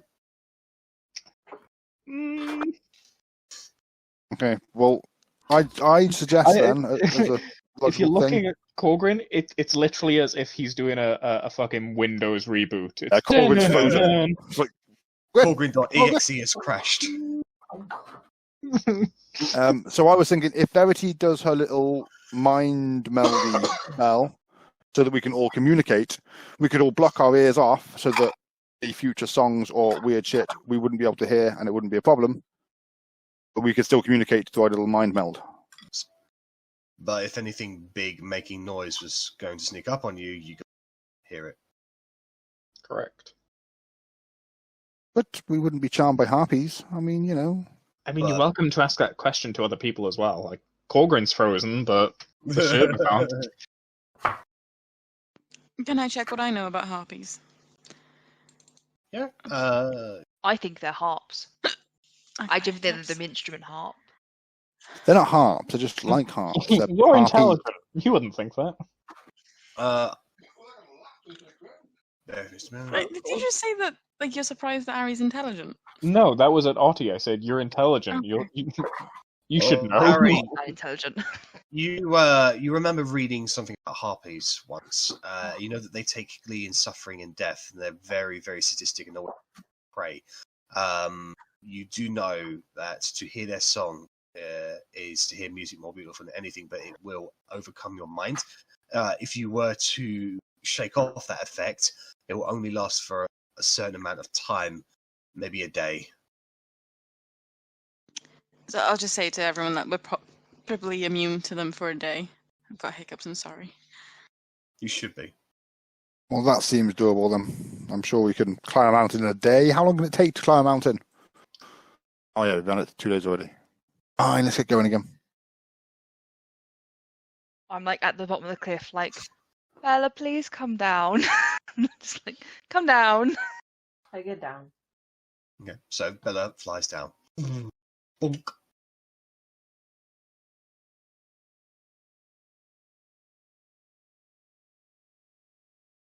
So we should be fine, no? Yep. Should we not climb as well? Should we walk? We have taken the easy path, actually, haven't we? Yeah, we'll stay on the easy path if that's still available and still looks like it's heading up slowly but surely. Yep. Okay, so you guys continue on your path upwards, and continuing on this particular path. You travelled for 4 hours yesterday. You will travel for another 3 hours on this path until eventually you come to very much near the. You're definitely in the last section of mountains that is a peak upwards, and immediately, sort of looking around you, there are like sort of semicircle alcoves and croppings, and you can tell the sort of dot around the mountain edge itself, and you're right in the cusp of clouds now. You all jump on occasion as the lightning strikes are very, very close to you guys. However, they seem to be happening more outside in the cloud area, but if you were to fly away from this mountain face by any significant portion, then you'd be very much at risk of getting struck by lightning. Can I do a history check? Is this Yeah. the highest a dwarf has ever gone? Yeah, go ahead. Ah, pretty good, guys? You read a tale of a happy dwarf from many, many eons ago, who spent a long time trying to create a civilization at the cusp of the highest mountains in the world. And every time he thought he found the highest mountain, there was a discovery that another mountain somewhere else was even higher. And he spent his entire life just becoming effectively a mountain engineer or a mountaineer, always chasing this one dream. So the Ashspire Mountains is not the highest bunch of mountains in the world. So chances are not. But it's a folklore tale, so who knows? I'll go Haha, with you suck. second highest. Officially, just make a little badge. Second highest climb dwarf. Mentally.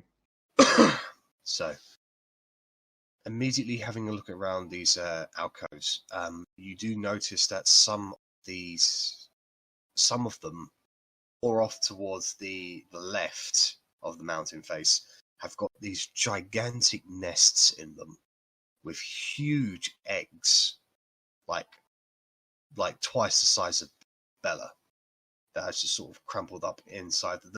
You can see maybe about 5 or 6 of them, like 5 or 6 nests, and each nest has probably got about 3 or 4 eggs in them. I don't like big eggs, but I also feel quite bad destroying big eggs, especially if you don't know what they're coming from. It feels ominous. If anybody would like to make an intelligence check to try and identify these creatures, go right ahead. I definitely would, just for shits and giggles. I'll give in. I shouldn't be at advantage. Oh, Guidance 17. That's not bad. Someone. I'll take a look. Not me. Don't waste it on me. Yeah. I'll give it to Otti then. All right. Rennas and Otti, you have heard tales of gargantuan hawk-like birds that nest very, very high into landscapes. The name rock comes to mind. You know that they are dangerous creatures. How big are these eggs? Is it possible to pick up one and No, with no, us? Or, as, no? as Okay. in if you were to pick up one egg, you're basically carrying something that's twice the size of you. Okay. I mean, I'm just fairly sure these rock eggs are probably pretty valuable. But I guess I'll have to stay here. Probably be dead before you actually got it anywhere as well. Not, incubated and all. There are 2 more I paths could hug it. you can see. There are 2 more paths you can see. There's a central that actually cuts into the mountain itself. It's a bit narrow again, but it's basically a sharp rise upwards, kind of like a. You get the feeling that if it rained a lot up there, then that will basically become a funnel of constant rain. That's just like a rapid waterfall that would just come down there. But it's dry at the moment, so you could traverse upwards. And to your right, it's peculiar. There's a few unnatural steps, sort of jettisoning out of the mountains. Requires a couple of jumps.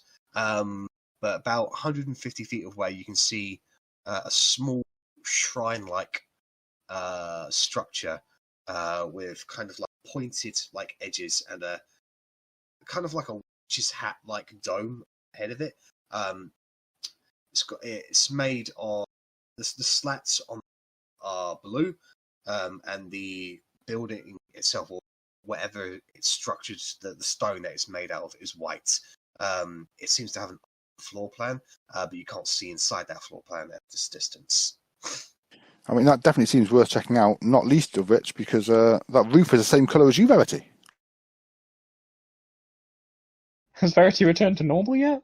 No, How long does it last? you have no idea. Jesus Christ. He's a smurf.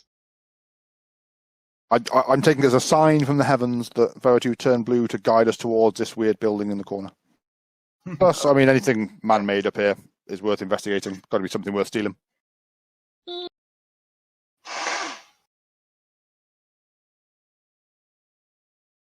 I'm curious as well, and whichever I suppose is more, I don't want to say scenic, but wherever we get a better viewpoint from. At the end of the day, we're trying to find a cave or a dragon's lair, so best vantage point helps.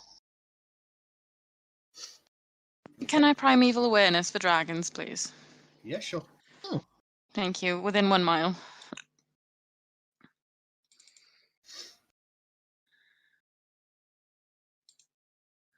There already is. There are 2 paths, Verity. Can you let me know if there's a dragon within 1 mile, please? I'm just checking. Thank you.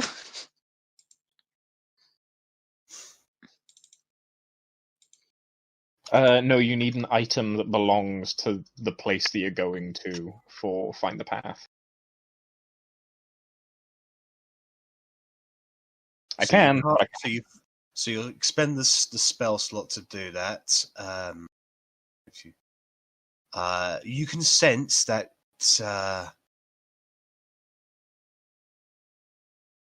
whether the following types of creature. Right, you can sense aberrations, elementals, and dragons with them. Yeah, I get to pick, don't I? So Yeah. it would I be think dragons. you get all 3 of them. It doesn't say that you. So you can spend 1 spell slot for 1 minute per extra spell slot level spent to sense one of the following creatures in a 1 mile radius: aberrations, fat dragons, elementals, fae, fiend, undead.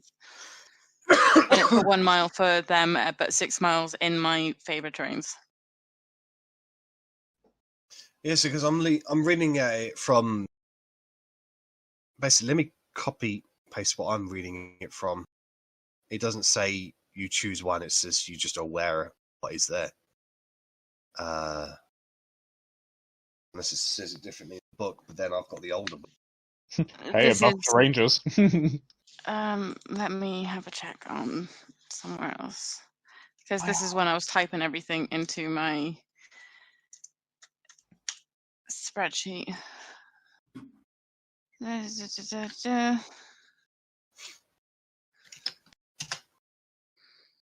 Okay, so I googled Primeval Awareness 5e and Bing because for some reason Google Chrome has decided to have Bing as my fucking automatic search engine. Apparently I can establish emotional links with them and talk to them from level 3, which that's I am not. That's a Tasha's thing.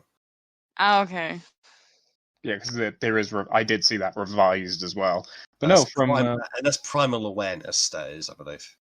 but yeah, from Roll20. It's called Primeval Awareness on okay. like what I typed in. So Yeah, Roll20 doesn't specify one. Specifies all. Yeah, so I'm going to go with the ruling that I've got 5e tool. And so you sense aberrations, elementals, and dragons within a mile of you. okay, well I'm still going to try and find my ruling of it because I don't like your ruling. So you know, The Evan's ruling is final, whether it's right or because not. I want to find a dragon, not an elemental or fae. Well, I mean, you have found a dragon. There's a dragon within a mile of us. You did. There was elementals, there was aberrations, and there were dragons. Yeah. You find all of it. You found Yeah, but I'm not. Yeah, but I don't get told what specifically they are. That's the thing. Like I can just ping and it could be any of them. Yeah. So. Well, Jack did tell you what they were. But so the feature doesn't reveal the creature's location. So. Even Yeah, if it doesn't reveal what they are at all. Yeah, you just know that within 1 mile of you. So even if you did just know it was just dragons. But that's the thing, it wouldn't tell me. Like, you don't worry, you have just told me, but it wouldn't tell me otherwise. So yeah, I'm not with my book right now, but when I Yeah. find my book, I will take a picture.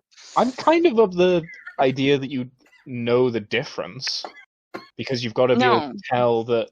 My logic is you've got to be able to tell that those things are in the area. Okay, so for now we'll just go with the ruling that Jack has given, but I will take a picture of my book when I get home, and we can debate it then, because there's no Alright, point doing it now. here's Turn away how- from my book. So here's how I'm going to flavour it to make it sense. So you can sense the distinct vibrations of air and of the wind itself that gives you the sense that maybe something gigantic and mighty might be flying through it, or having a presence about it, akin to dragons.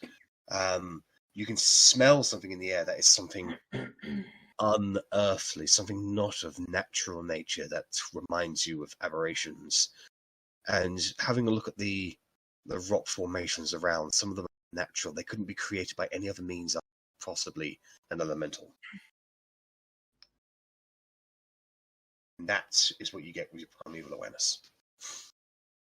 Okay, I'll let everybody else know that that is what I sense. As I'm there, just like kind of stoically there, eyes closed, just sensing it, feeling the wind in my hair and shit.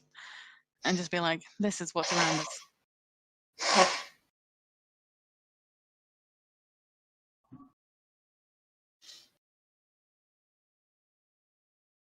So, how do you guys want to proceed?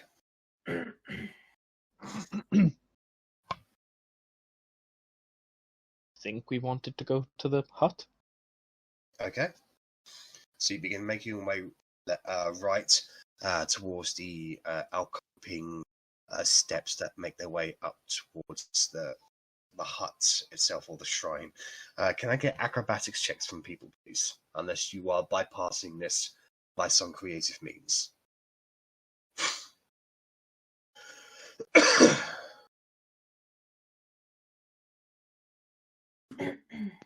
I love how with my +9, I'm as acrobatic as a fucking dwarf. In place And a half-orc. with a hammer and shield. And from Verity, please. The beard. Just gives you that extra, you know. I wish I could grow. You shouldn't have one. advantage. So that'd Unfortunately, be 11, I that'd be lack the 11 genetics. from Verity. So, Rennas, you take the lead on this. No problem for you. The rest of you take a little bit more time. And you get it. Bella, you get about 3 across. And then the rock beneath you slips. And you lose your footing, and you're about to go overboard. You're about to fall down. What are you going to do as a reaction? So I lose my footing. I'm about to go down.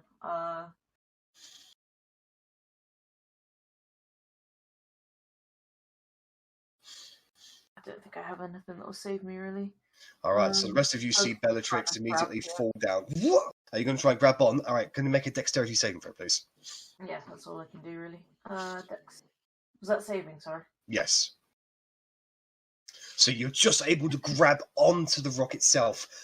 You are slipping, but you've given yourself enough time for other people to use an action to do something. What would other people like to do at this point? Grab her. Yeah, like if we're in the order that we currently are, I'd try and grab her. All right, then. So I want... So Arrabella and Otti will immediately rush forward to try and grab her. Only one person can do it, because unfortunately the steps can only fit one person on it at a time.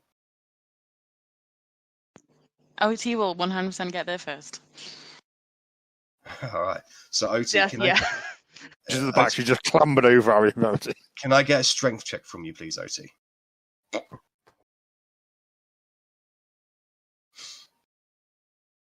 So you were able to grab onto Bellatrix's hand just before she is basically hanging there, and you've grabbed her. You've got a good footing, but this awful sound creaks into both of your ears, and you look to your feet. Rock is beginning to crack. Hang on. What are you going to do? What level am I as a druid? I don't know. What level are you as a druid? What level am I as a druid? That's what I was trying to find on my character sheet. Oh, I'm on the wrong thing. I'm not letting go of Bella, but I'm like cracking. Okay. I try and drag OT Roll. back. I'll be 1 sec because I don't have all my tabs. Like, seeing as Otti like jumped over me, I'll kind of like grab Oti's foot and start trying to pull her. Righto. Bear with me just a moment. Let's have a look at Bella's character sheet. Should all be there.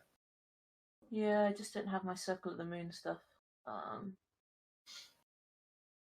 You're a level 8 druid, from what I can tell. Yeah. I'm just checking wild shape stuff because I think I can fly. You now. do have a flying speed at I level can 8, yeah. fly now, yeah. So I'm gonna turn into a giant something or other. Giant something or another. Does that something or another have wings? Yes, the eagle Giant or ape. owl or something. Giant eagle. Yeah, eagle. Okay, so you immediately. Vroom, vroom, vroom, vroom. So Otti, you immediately let go of her as Bellatrix is now flying. You're able to take a quick jump to the next step just before the step that you on crumbles below and disappears into the mist. So Guys, mind the gap. the people who were behind her would be. So I'm just going to readjust this a little.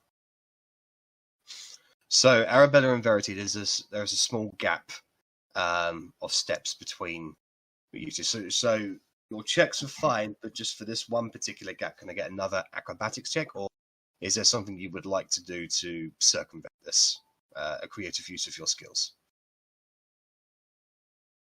All right, so Verity takes a jump and does not make the gap and immediately starts falling. I was gonna offer out a hand if I was able to. No, you're a bit too far ahead, unfortunately, on the steps. Fair. So Verity will begin falling. What are you guys going to do? Can I try and capture her first? Rich is where Arri is. Did you not know that Did you not they notice here? the walls are identical?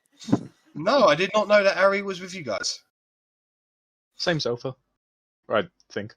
Same He was blanket. very kindly watching our cat this weekend when we went away. Oh, that's And then nice. because she was coming to the meadery with us on Saturday, it made more sense for her just to stay here. Oh, well, there we go. Where's the meadery in Peterborough? Yes. Oh, shit, I can't. Nah, what it really was, I They have an open desperately down wanted to grow a Saturday. beard that bad that I just miraculously grew one. And she will All no right. longer pee in the downstairs bathroom thanks to me. So, Arri, you're able to make the jump, boom, and you get to the other step. How Verity is falling. I'll So- try and grab her as an eagle. Sure. And that wouldn't be any issue at all. You would swoop underneath her and catch her, boom, and she now carrying her back. So, with Bellatrix carrying Verity, you're able to fly ahead of the rest of them and get to this particular to this shrine-like area. And it's just this shrine on this plateau. There doesn't seem to be any other way ahead or upwards. About a minute, 2 minutes later, the rest of you are able to catch up with the rest of them. And you now find yourselves on this plateau with this particular shrine. You peer inside of it.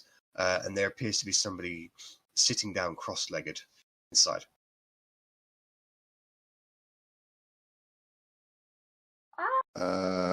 Hello? They stir a little bit. And as you get a good look, it seems to be a silver-skinned tiefling with silver hair, large horns protrude backwards and downwards. She seems to have leather armor, a large staff. She turns to face at you. She's got a fair face, but she looks confused. Oh, hello.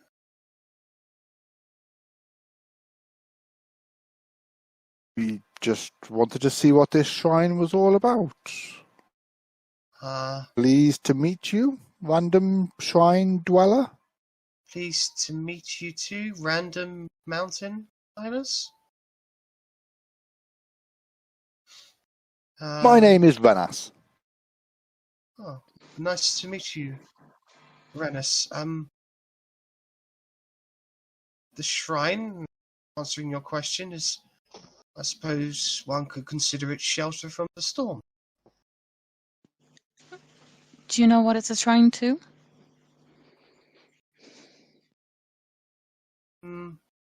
Whatever you need it for, really. I found it. I didn't build it. I use it to clear my mind sometimes. I guess shelter from the storm is good enough for me for now. Oh, feel free to come in. Have you been here long? Few days. Come here often? Once in a while. Maybe it's numbers.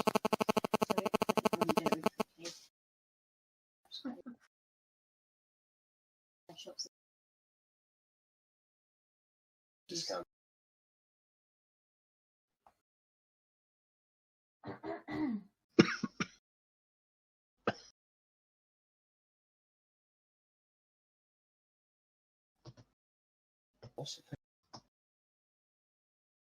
Sorry, guys. So, what was the last thing somebody said? Do you come here often, I think, from Lesley? She said, once in a while.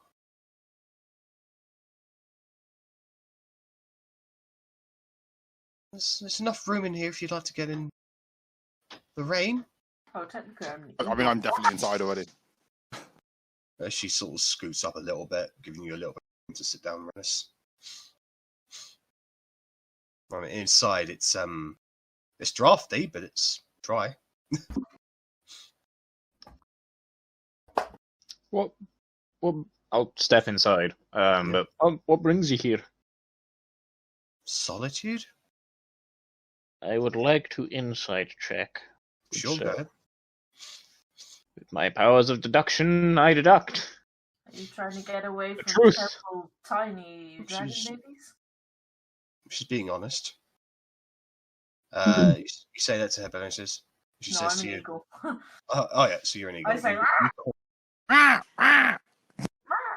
You're a small little rock, aren't you? Yeah, that's nuzzling to someone. Head scratches.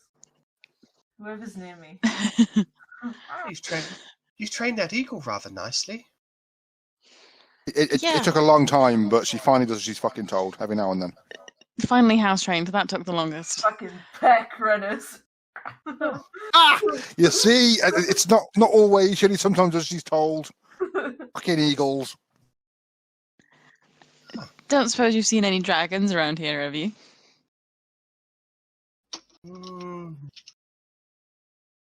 I mean, depends. Is there a specific dragon you're looking for? Just any dragons at the moment, if you've seen any in these mountains. Yeah, there are dragons about. Can I just talk to her in Draconic and just be like, we're looking for a silver one? She looks at you. She says, "Those are some interesting growls." And I'll say in Draconic then, what is it? I'm not sure. I think I may have it on this laptop. I think it's probably on my computer. But it's something like the sun sets. Like I've got it in my head. You know the thing that bloody Black Widow says to the Hulk? Sun's getting real low, big guy. Oh, that thing. Reichstag says the sun to Reichstag sends the sun to set. There we go. For anyone that wants the line, I don't say it though personally. Yeah, Arri would remember it, but she'd say it in Draconic. She looks at you. She raises her eyebrows a little.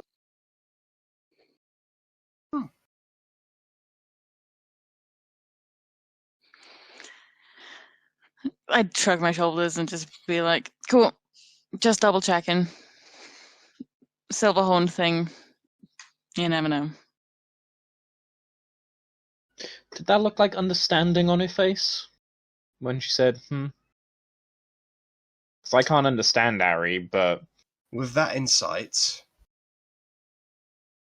it meant something. I'll look at Arri, see if she makes eye contact with me, and just give her a quick. I'll just give you a little nod, and I'll just be like, shrug shoulders, and then just be like,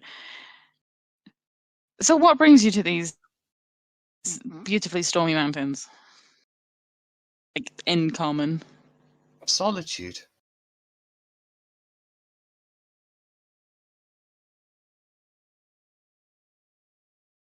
What's Sounds with the weather? awfully lonely. Do you know? It's kind of shitty, just non-stop, isn't it? Yeah, well, it's generally what happens when dragons lair in the area. They tend to change it into an area that they with. Fair. I mean, I quite like the rain, thunder, and the lightning. It's poetic.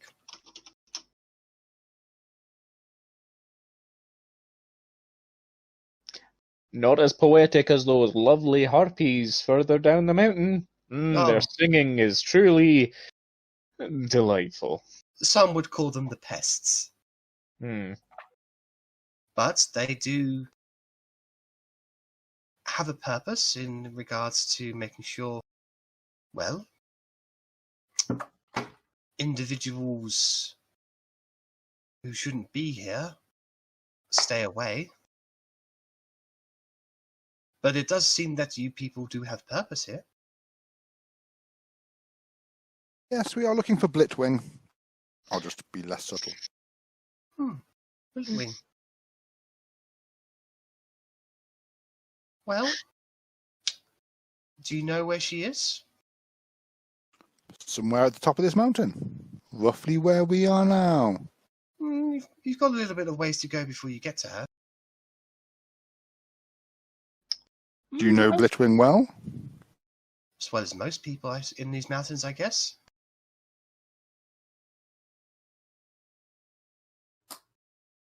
I can take you to her if you want.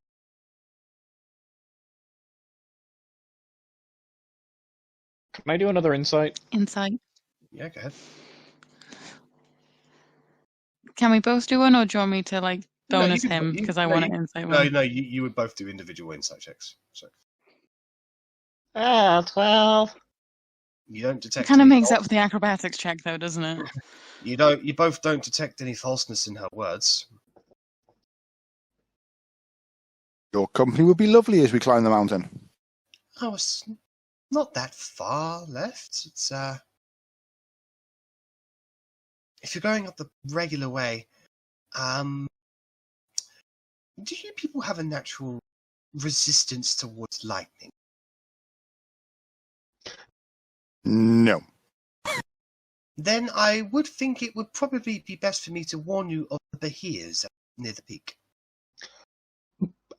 Oh, what? The Beheers. Excuse? Does that jog our memory? You remember Far turned into a monstrous demonic form of the Behir when you fought against her in the capital. Yeah, I thought so. I got swallowed. You did. Remember, burning hands from inside works very well.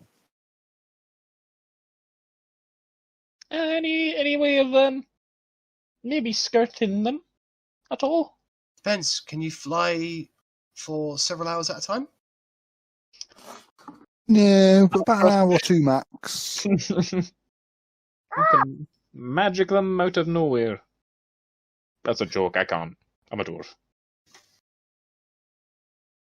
Well, if we're going by foot, then particularly. If we're going by wing, then there is a way to avoid them. Didn't you mention earlier as well, if we flew out too far, we're probably prone to being shot by lightning? Yeah, definitely. The I devil, think we're probably going to see the Beheers. Yeah. Well, What they if we are. walk to a point and then fly? Just Well- to skirt that particular area. They are territorial creatures, so if you don't want to fight one, you can fight one, deal with it, or or you can lead one into another one's territory and have them fight each other. Bye. Ooh, that sounds like something Rennas would be good at. That sounds like something Rennas would try and then roll a 1 on. Yeah, but I mean, I've had 2 nat 1s tonight already. How many more can I possibly roll? Another 2. Do you really want to ask that?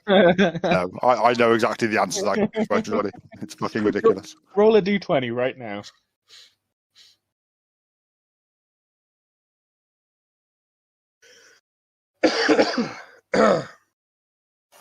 You wasted my nat 20. You wasted it. How dare you, Korgrin?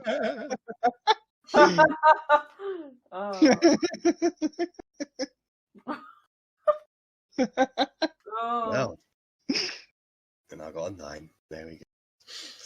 Well, she looks at all of you and she gets up and she pats her feet off a little bit, her legs down. She sort of adjusts herself, flicks her hair back. She goes, well, did you want to rest up here a little bit, or do you want to get on our way?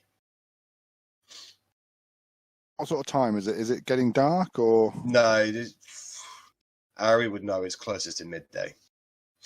Yeah, I mean, I'd be happy to probably carry on then, unless anyone else needs anything. I think we're good. All right then. Well, off we go. Do you have a name, fair tiefling? Well, you can just call me the Shrine Maiden. Shrine Maiden. Yeah. I love them. I have all their albums. I don't know what you're talking. So, the Shrine Maiden continues, sort of bypasses all of you, and she starts hopping over the steps backwards towards the original opening that you came into. That sort of gives you the different paths of the mountain itself. She's hopping with a certain grace that's rather unnatural. It's as if she's hovering a little. Before we leave, could I just see if this shrine is dedicated to any particular god? Go ahead and make a religion check. Thank you. You do not make out any religious engravings on this particular shrine. It just it honestly just appears to be a structure for meditation. Fair enough. So I check. Okay. So, following the Shrine Maiden, you guys make your way back. Can I get Bellatrix? Are you still an eagle? I have 4 hours. All right. So you can fly back carrying anybody of your choice. Who would you carry? Verity, she's small. Okay. And seems to fall a lot. Okay. Can I get acrobatics checks from everybody else, please? Wow! Should have gone with the dwarf. Fuck. That's a nat 1. There it is. Wasted my nat 20, Korgrin. What can I say except you're welcome? So, Arri and Otti, you guys begin hopping your way back without any issue. Korgrin, you jump ahead, and you almost slip on one. You're like, oh! You think you're about to catch yourself. And then Rennas goes flat bang into your back, not actually realizing you're there, and you both basically tumble into each other and start pelting down towards. What are you guys going to do? You're basically hugging each other. Okay, so Otti quickly casts Feather for you, and you guys start slowing down to a slow, steady pace. At this pace, it will probably take you about 2 hours before you hit the ground. Can we? How big is the gap towards the mountain between one rock and the other? About 5 feet or so. Rennas, you're not gonna like this, but I've got an idea. I would like to suggest putting our backs together and walking back up, where we came. Almost as if from a certain movie. Perhaps The Emperor's New Groove. I'll certainly be up for trying that, but make sure you bear your own weight, dwarf. I call you dwarf, arse, but... Oh, you know, I could probably bear yours too. Okay. Can I get a strength and a dexterity check from both of you, please? The strength to make sure that you maintain each other's weight, and the dexterity to make sure that you keep on going up. So, Rennas, you get the feat absolutely fine. However, Ren splats you into the ground. Korgrin, you get the strength perfectly all right, but your feet can't get the thing. And once again, you both start falling. And because you basically stopped by trying to get this, the feather fall no longer applies. Because you technically touched a surface, which is where feather fall would end, I believe. Let me just read. Yeah. I'd try and reach out, grab any part of rock possible. Make a dexterity saving throw.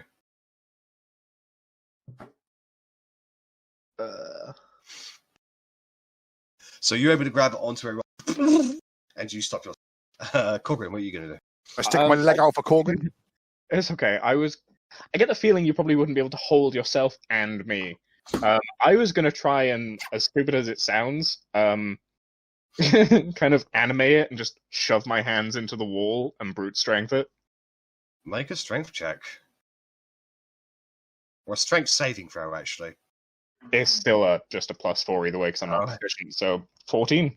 All right, so you're actually able to do this. You plant your hands into the. That's when you realise you guys have gotten stronger. So you're able to stop yourself.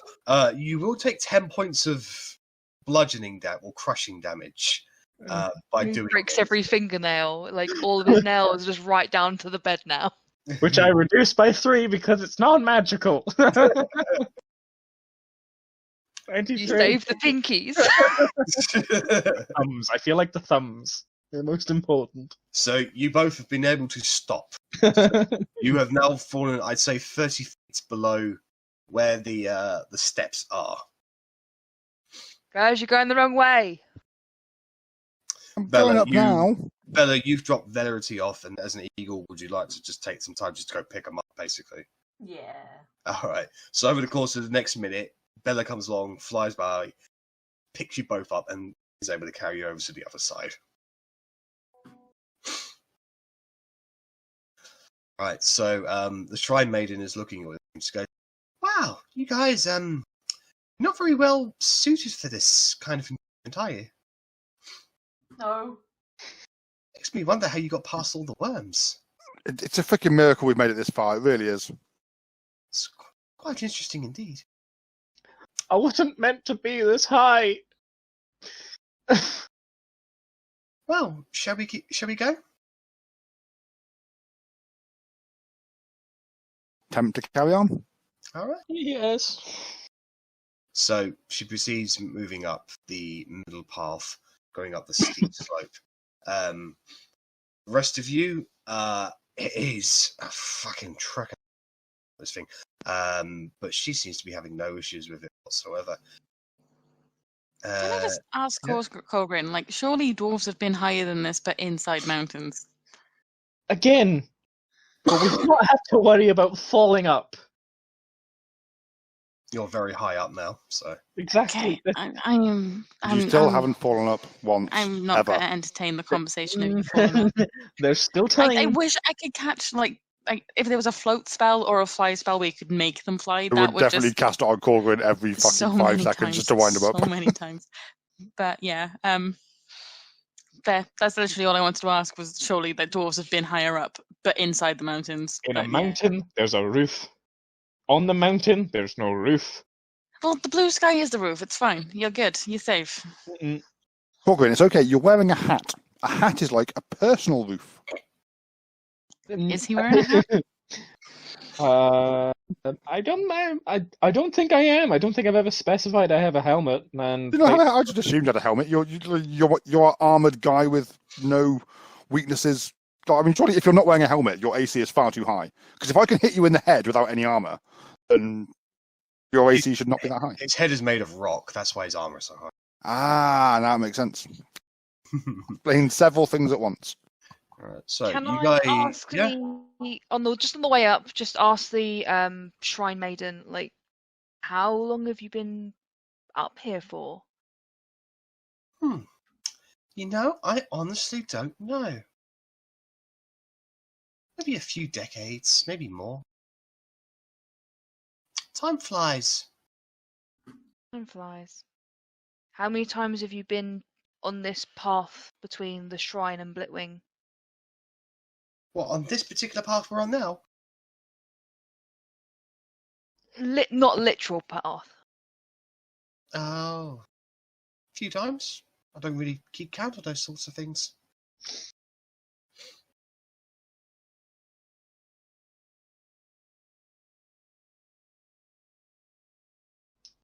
Call you SM for short. Shrine Maiden is just so long-winded, and you're so lovely, and it just.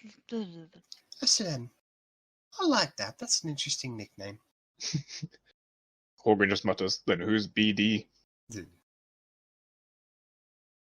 So, Bellatrix. this particular path winds on occasion, but it's long and it's steep. Can I get constitution checks from enemies? No. No.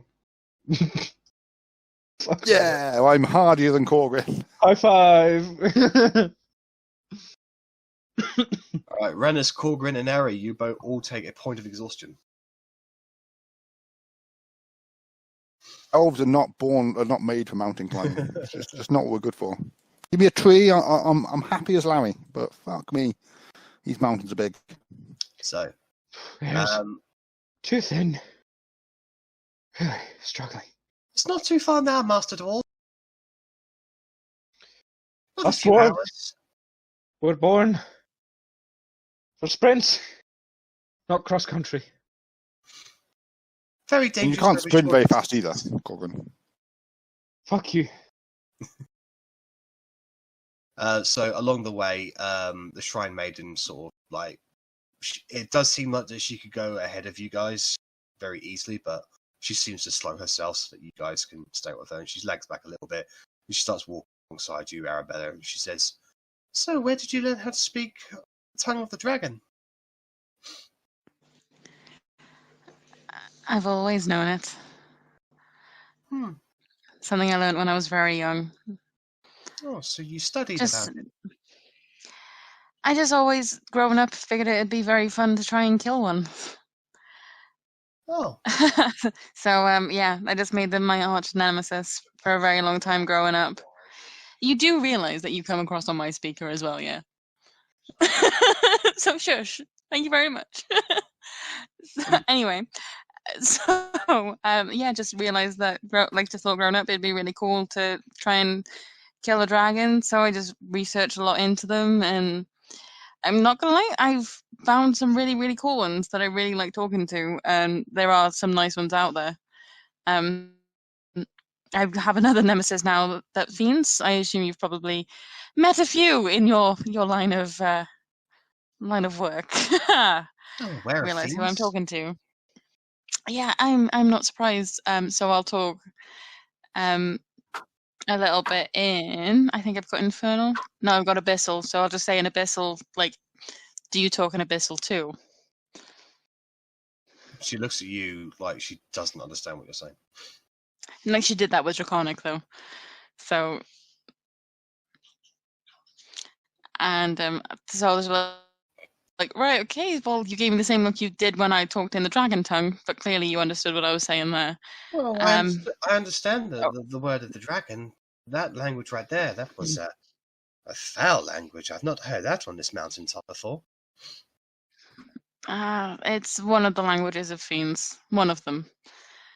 The other one's Infernal, as I'm sure you're aware. Or at least I imagine you would be.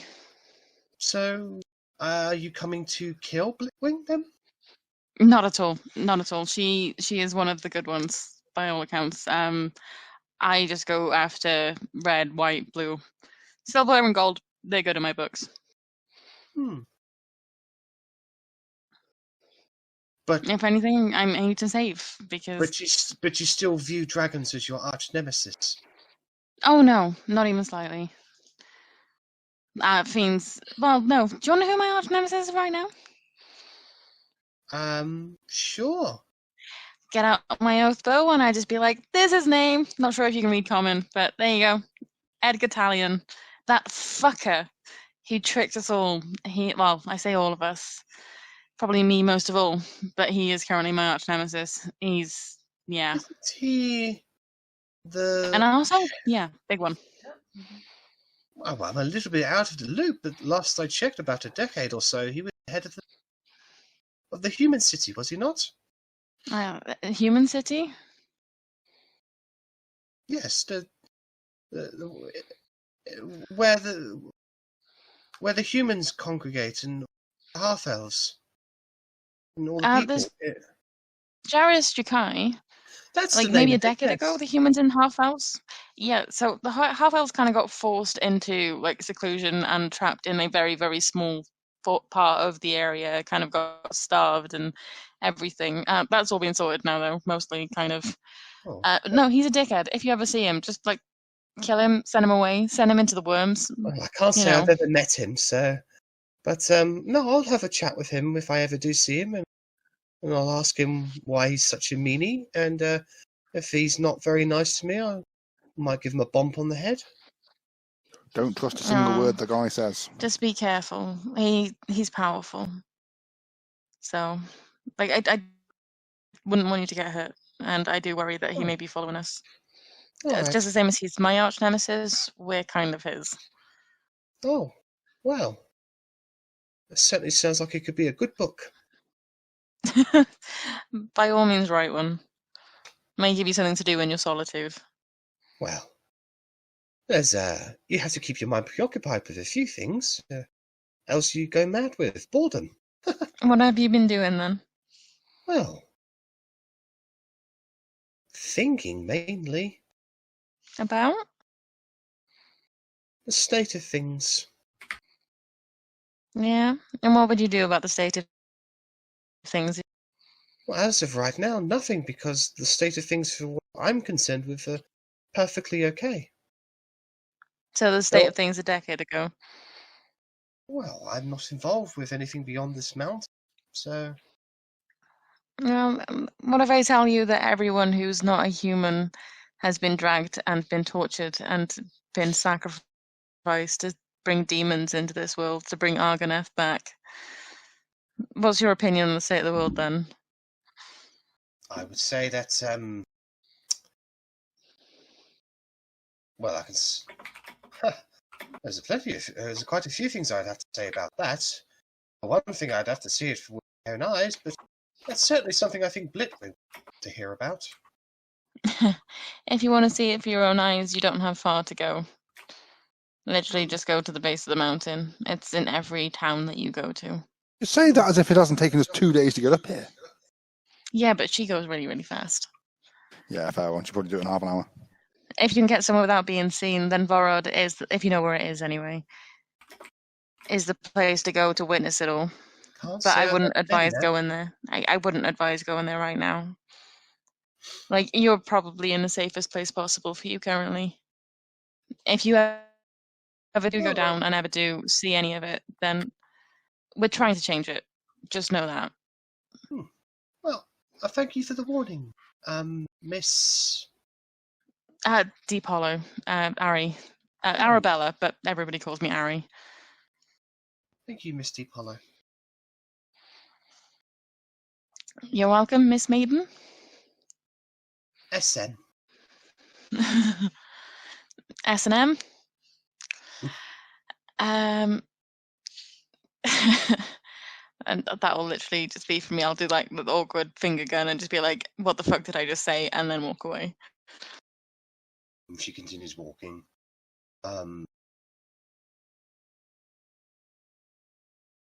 Eventually, she comes up beside Bellatrix. She says, "I saw you change into an animal." Oh wait, no. Are you still an eagle? I'm an eagle for 4 hours. So it's been. You would still be an eagle in this transit. Okay. Yeah, I'll stay eagle until, just for convenience, until I need to come out of it. Well, if that's the case, then she would see that Otti. She'd say, "So I don't think I've ever met an orc before."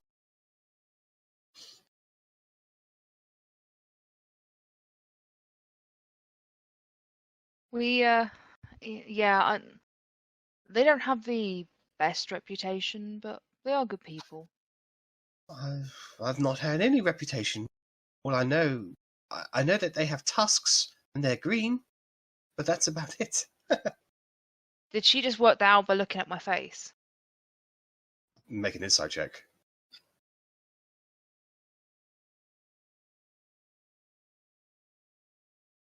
10. Maybe. You don't know. Yeah, Half-Orcs are quite rowdy and passionate about the things they believe in. And is that passion has brought you to the top of this mountain, then?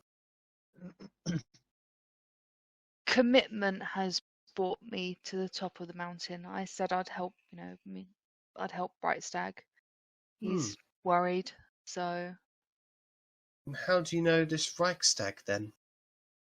Brightstag was in the capital when we were there in Jarishtakai, and he helped us with some problems with. It was really long-winded. It was like that I got eaten, and then he arrived, and then he was being mind controlled, and then he was really nice, and yeah. Is he okay? I hope he will be. He seems a little bit weak at the moment. He helped us get out the capital. He helped us escape.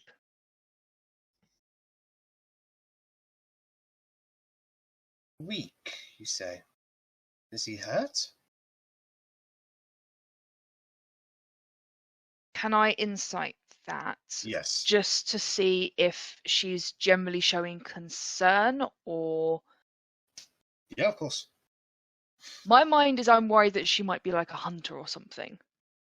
Yeah, I think it's past that point. We've given a lot of information. That's an 11. You can't tell.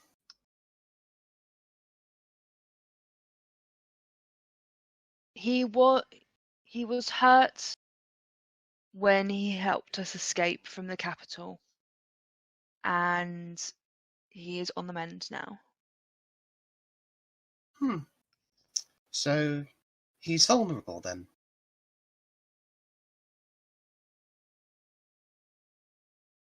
I'm not going to answer that. Oh. Okay. I'm not going to tell her I'm not going to answer that. I'm just not going to answer that.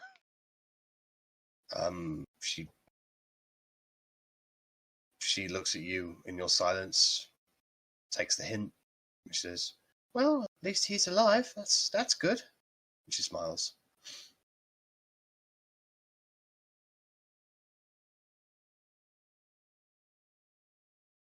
Otti no longer responding to her, she Her comment set her off for a moment. She's kind of like internalizing, but like she'll just walk kind of silently and be, she'll say, "He's getting the help he needs to recover." Thank you. She smiles. And I'm going to do message to Korgrin. Yep. And I'm gonna say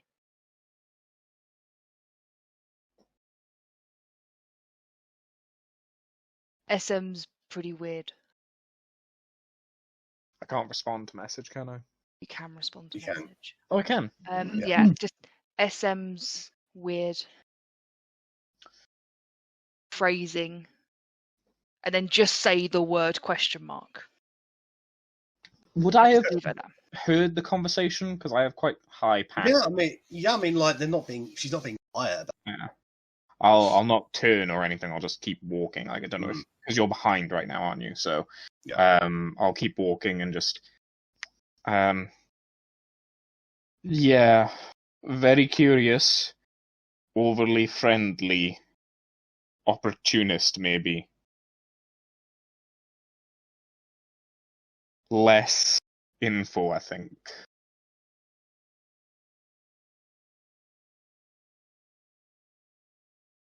And that's it. Okay. So after that, do you say anything else to her, Otti? I'll just really ask her where she grew up. What part of the world does she know? Well, I grew up outside of this country. Well, I was born outside this country.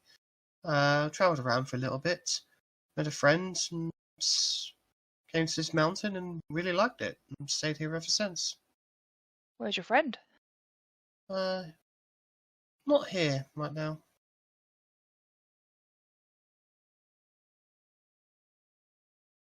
I expect them to come back at some point. Did you sacrifice them? Did you do it in the shrine? You have to tell me the truth. No.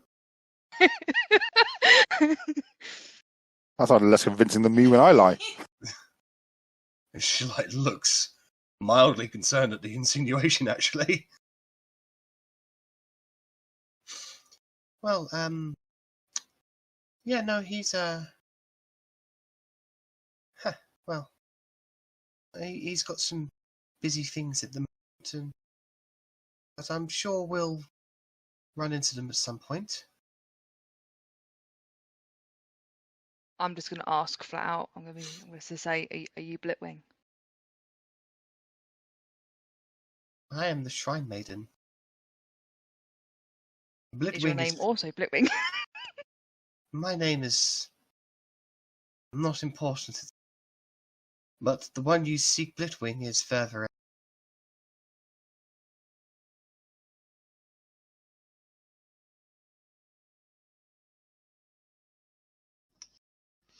I've never seen a silver tiefling before. It's a very beautiful skin colour. Thank you. I moisturize. In mountain in rocks? silver? Oh no, the water from the mist. It's a very good cleanser. Rather electrifying. Shocking. Just kind of laughs a little awkwardly. Same way everyone laughs at all of my jokes. And so she'll actually kind of walk up beside you, Rennas, and she say, "So your friend back there told me that half elves are not treated very well. Has that been the same with you?" I don't rely on people treating me well or not well. I make my own life and I make my own rules. That way I don't have to rely on the charity of other people to get me through the day. But in the capital, half-elves were treated quite badly. I'm sorry to hear that. As am I, but luckily they are free now. Wherever they are, I'm sure they're much happier. Well, as long as it all works out in the end, it's all we can be happy for, I guess. There was a long road ahead, but I think it will be. I think it will all work out in the end. Yes. So, what brings you to this mountaintop? Same reason as the others for Blitwing? Indeed, I was asked to. We were asked to come by Reichstag. Reichstag has saved our lives and done us many favours. It seemed only right we should help him in this matter. It's very forthright of you. I'm a pretty honest guy, surprisingly. Everyone seems to expect me to lie all the time, but you know. Well, if this Blitwing knows this Reichstag and believes your words, I would say that she would be very friendly towards you. However, if your words are false, I'm fairly certain she would have quite the temper on her. We don't like upsetting dragons, but I promise you my words are true. We are here to help, and we are from Reichstag, and we are just trying to do him a favour. And do you know where Blitwing? You know Blitwing was here, so you know where her lair is, then, right? I mean, not exactly. Reichstag gave us these general directions. He guides us to these mountains. He told us to reach the peak, and luckily we get near the top of these mountains where he says the lair is, and we run into the wonderful Shrine Maiden who offers to escort us the rest of the way. That sure is a coincidence. I just kind of look at her. Life is full of coincidence, surprises. It's one of the joys. That's a very fair point. No, well, if you know enough, then I'm sure once we get to the entrance, you'll be able to figure out how to get in. I mean, we definitely don't know much of anything, but we'll try. Once we get in, I'm sure we'll be able to find Blitwing without any issue. We can all have our business with her. What is your business with Blitwing? My business is to escort you to her. Well, that's very gracious of you. Thank you. Well, you're the most interesting thing to happen to me in a while, so... I mean, you could try not living at the top of a massive mountain if you want more things interesting to happen. Well, if I was to live off this mountain, I think I'd be subjected to all kinds of cruelty and discrimination, as you have described it. I think I'm better off on this mountain, actually. That you are not very wrong about. Everywhere I go, people seem to hate me. Such Well, is life. I don't hate you. Blitwing might, but I don't think she will. I messaged Korgrin. Oh, just an amazing personality. Me. You can respond, Rennas. You guys just bitching back and forth. Sorry, say again. You can respond to Otti. She said that to me, didn't she? So I said No, it's she said it in Korgrin, message. yeah. A message. Talking behind my back because I haven't got the balls to say it to my face. I was actually going to just respond to the message with just chuckling. That's just it. Just nothing but just chuckling. 25 words of just chuckling, Ha ha ha ha ha ha ha. Just 25 times. Just you see Korgrin's shoulders just. She continues to chit chat away, and eventually she ends the conversation with Rennas by saying, "I really like your hair, by the way." Thank you. It matches your skin quite well, but it's only my hair, unfortunately, not the rest of me. Well, I would have. Are you doing all right? You look a little tired. Oh, it's been a long. Elves are not made for mountain climbing. This has been a goddamn big mountain. We've been climbing for 2 days now. I am a little bit tired, yes. We're obviously here to help Blitwing, but we heard Blitwing had children as well. Do you know anything about them? Children, you say? Do you know how many she has? Not at all. We did not pry into the personal details. We were just aware that Blitwing was here with her brood. Well, I don't suppose that changes anything then, does it?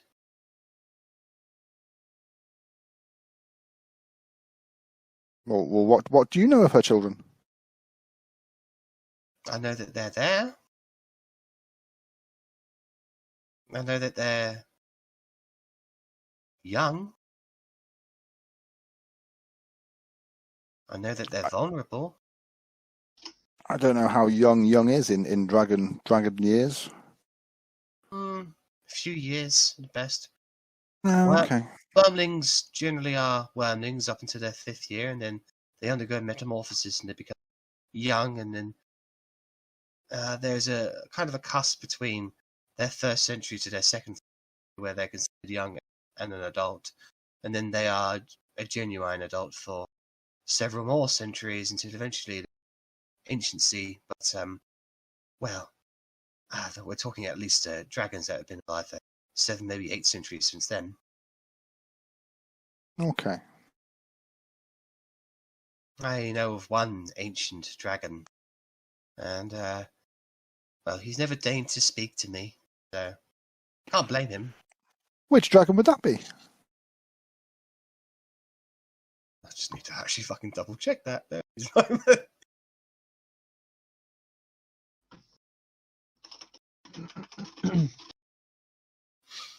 Where is it? Fucking hell.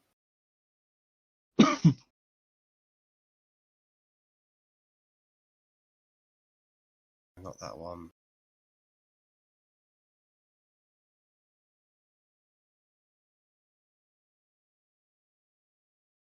Where the blathering hell? This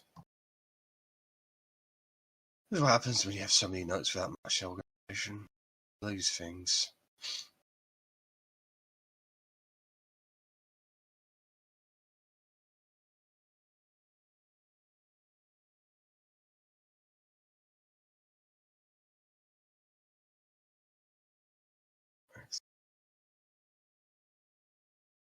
Oh, so he goes by the name of Ivotidrex. Ah, it's not a name I recognise. Do you know whereabouts he is? I believe he resides at the peak of Mount Celeste. You are aware of Mount Celeste. It's the tallest mountain in the world. Ah, so that's a mountain you've got to climb, Korgrin, to be the highest dwarf in the world. I don't think I'll be doing any more climbing after this. Yeah, I don't blame you. Going down is easier, though.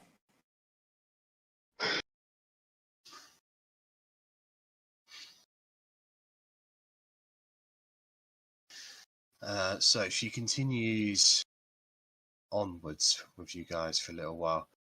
She'll chit-chat with Korgrin and Verity. The questions that she asks basically stems just verification as to why you're on this mountain, and if what your relationship is with Blitwing and why you're seeking her. And I assume your questions are pretty much the same, or your answers are pretty much the same as the others then. I'd like to pull one over her eyes. Okay. I'm a dwarf. I can see that. Korgrin, that's not pulling something over her eyes. You are actually a dwarf. Telling her you're Yes. a dwarf isn't fooling her. Shut the fuck up. I'm looking for treasure. Do you need to stop for a rest? No, it's fine. Oh. We're not meant for climbing, us dwarves. I've heard there's a mighty pile of gold. And I'm just looking to bury myself in it, because that's what us dwarves are good for. That's money. I'll be fine. I'll be fine. And that's it. Just huffing and panting the rest of the way. I've actually made myself lightheaded now, so you have to give me a second. Korgrin pretends to be Rennas. So you guys continue on for several hours. When you get nearer to her destination of where you're going, Korgrin, you get a message on your end. Who from? The Shrine Maiden. Oh, what's she saying? She says, I can help you get that gold if you want it.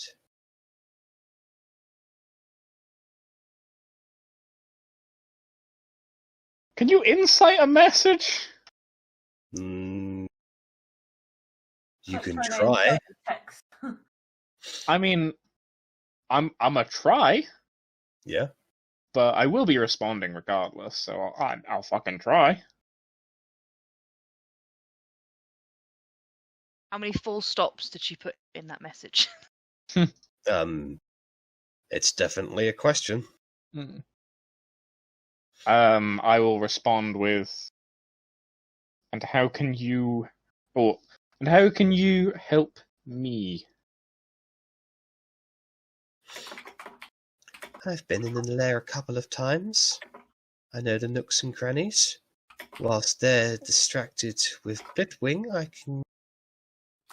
you can slip on past. How much gold we talking? I haven't been able to count it all, but maybe several 100,000.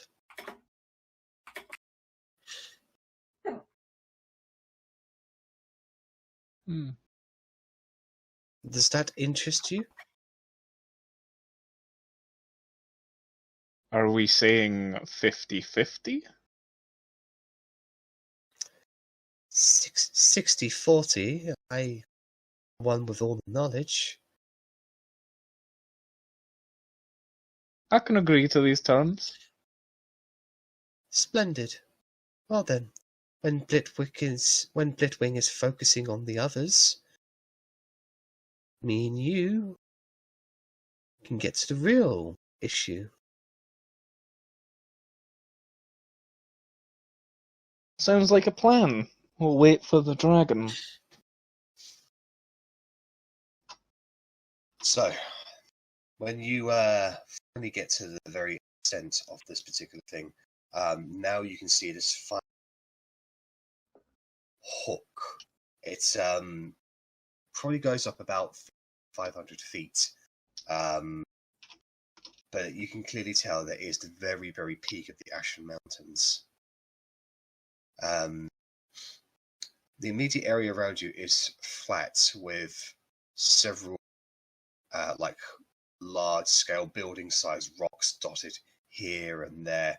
Effectively, it's kind of like a giant obstacle course, effectively, that stretches from you and here. It still looks like it's going to be about 3 or 4 hours for you to peak the very base of that final peak.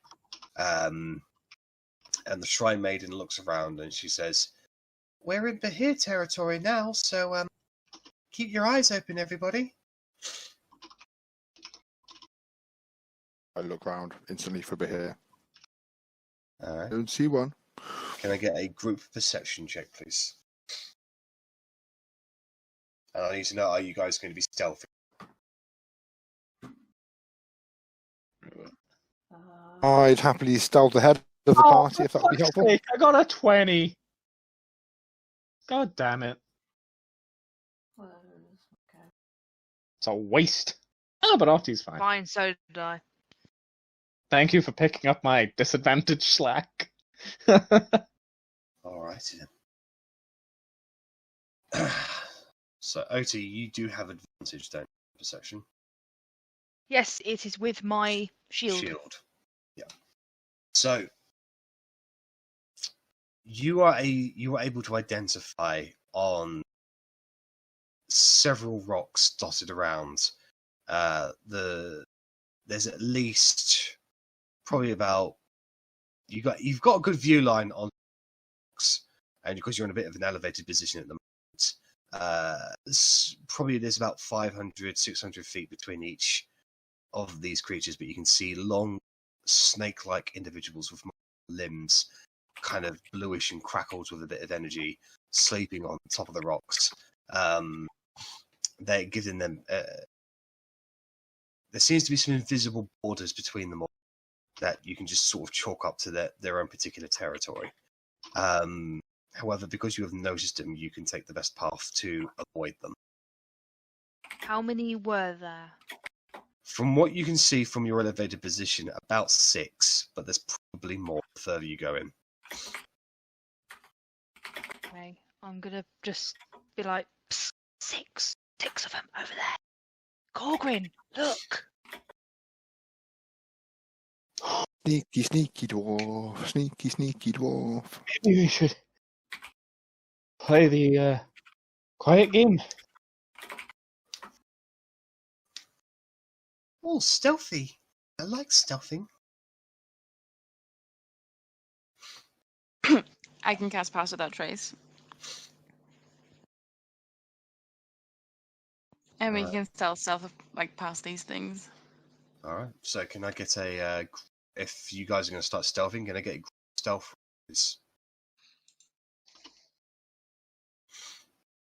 I rolled above a 10! My god! It's some kind of miracle. Oh, with Pass Without Trace, that makes it a 36 from this. It's a 7. It could be worse. 17.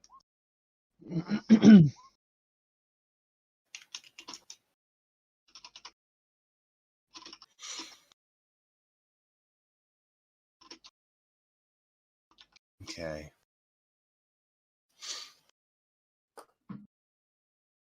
Whenever you're ready to give me the stats, please. Thank you very much. Okay. So as you guys are proceeding through this open rocky terrain, the rain is pelting downwards and the lightning is crackling ahead.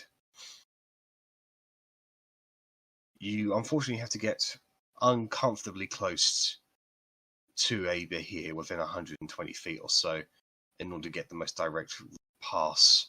That is also the safest route away from the majority of the here.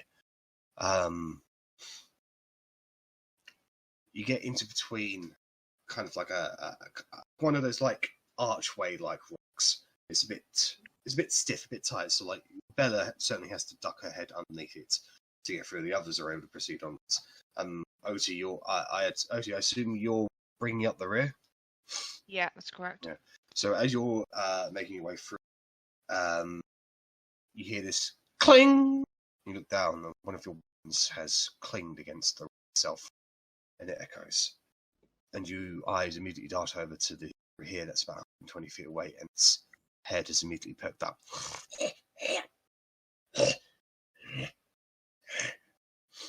What are you going to do? I'm gonna just. Is it looking at? It's looking around. I'm going to try and hide behind like the little bit of the thing to try and get out of its immediate view. But I am walking backwards, and I'm like, go, go, go. All right, make one final stealth check, please.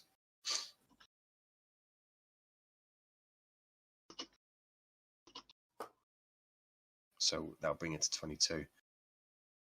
You guys quicken up the pace a little bit as the Behir sort of slithers off this rock and begins making its way over to where the by the time it gets there, you guys have already gotten out of there. And it doesn't seem to have noticed where it was going. Whatever made that noise appears to have gone. You guess it probably chalks it up to maybe one of its rivals may have ventured into it, backed out. However, it basically parks itself around a particular area and just is not sleeping, but just being aware now. Okay. So, with that, you guys are able to proceed onwards. And eventually, you get to a tiny little slope that leads into the circular out mouth path that leads us spiraling up this final the Shrine Maiden looks at you and she says, "The lair is up here."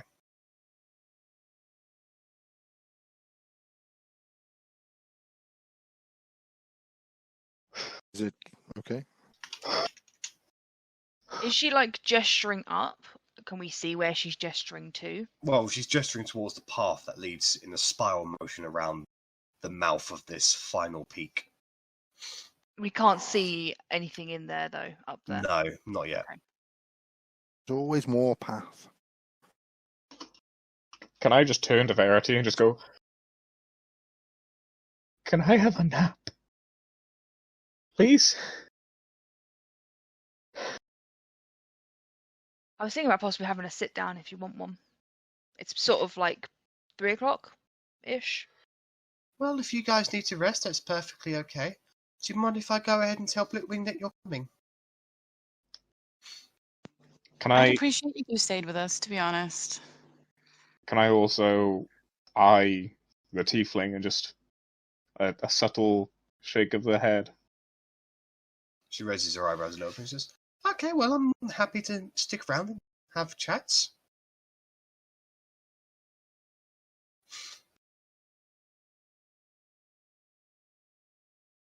So, sit down. Verity, I take it you're going to be casting Catnap, is that right?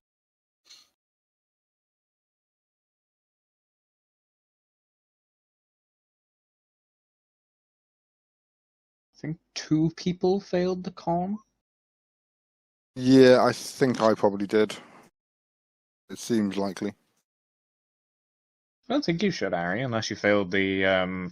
Yeah, I got a 9 on my constitution. I failed my con save. Well, my con check. So. Yeah, it's why I've got that little face on my token. Ah, that's fair. Evil death mask.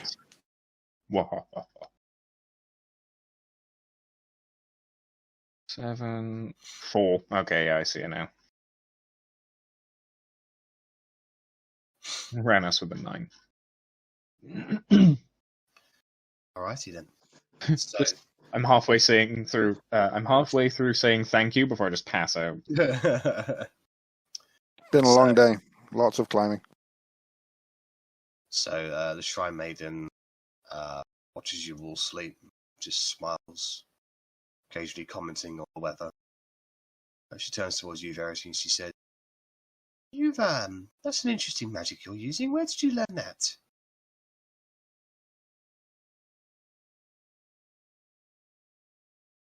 While we're waiting for Verity to type, I would also message Bella when she's back to human form and just be like, sus. Oh, Silver sus. that's I say sus back. Sus. that's very interesting. I don't think I've ever met anyone, aside from, well, dragons who could use magic from.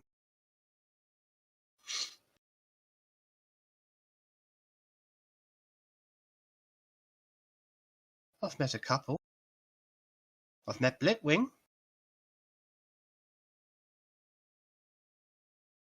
few of their children.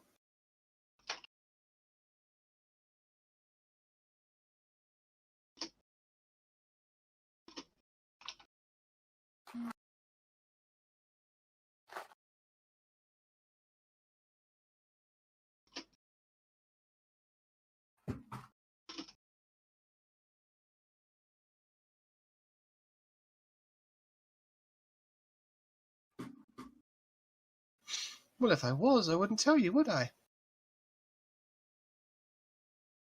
It'd defeat the purpose of having a disguise. You tried. I assume you're inciting to.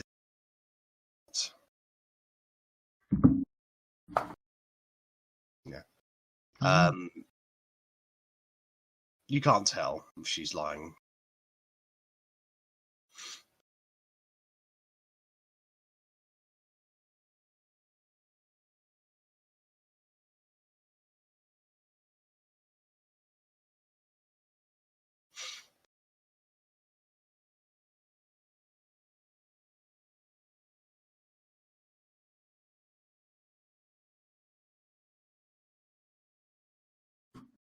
Can you hear me? Yep, I can hear. Yeah. Okay, so I'm just trying to piece things together from what I think I've heard. So she's been on this mountain for like what? 100 years, she said? A few decades. Few decades. She's met Blitwing and her children. Mm-hmm. And those are the only dragons she's met? That she said, yeah. Sus. Like, you're no kind of like, infamous dragon hunter / horde stealer. Well, I wouldn't say I'm infamous. But you would say you're a dragon hunter, horde stealer. I wouldn't assign those titles to me, no.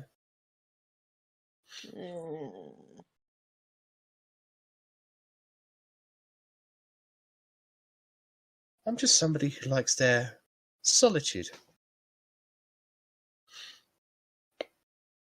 Okay.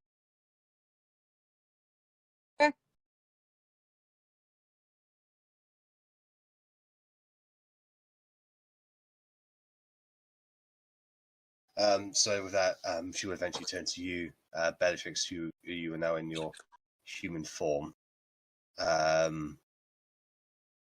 She's looking at you and she says, "Well, I didn't expect you to be human."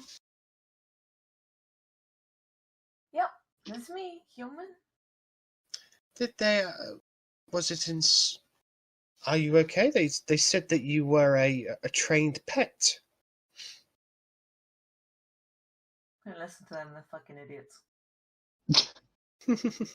I mean, I'm sleeping, but I also got pecked for saying that. So. Well, you look mighty strong. Have you ever killed a dragon? I mean, it was a baby one. So you've killed baby dragons. It was trying to kill me. What were you doing to the baby dragon for killing you? I mean, what did we do? I just hit it. I mean, we've killed the young one, the young white that was in the bandit cave.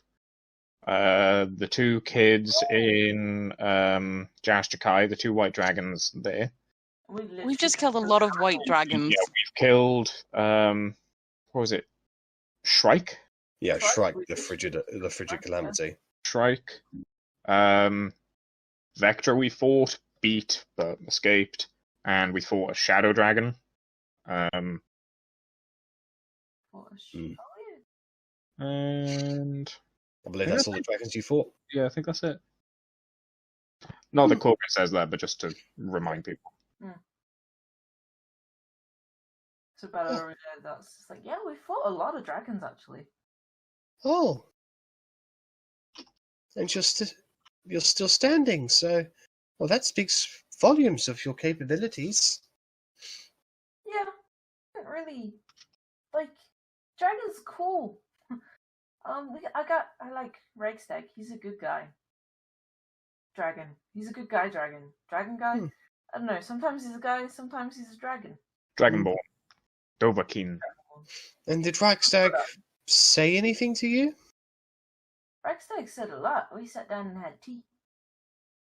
He's a good friend. I wouldn't kill a dragon unless it attacked me and was trying to kill me. I'm not that sort of person. Some dragons are just like that. Yeah, some dragons are mean. I don't think Blitwing will be mean. One can only hope. I'm hoping. So, eventually the hour comes and passes. Those of you who are sleeping, you had your long rest. Oh.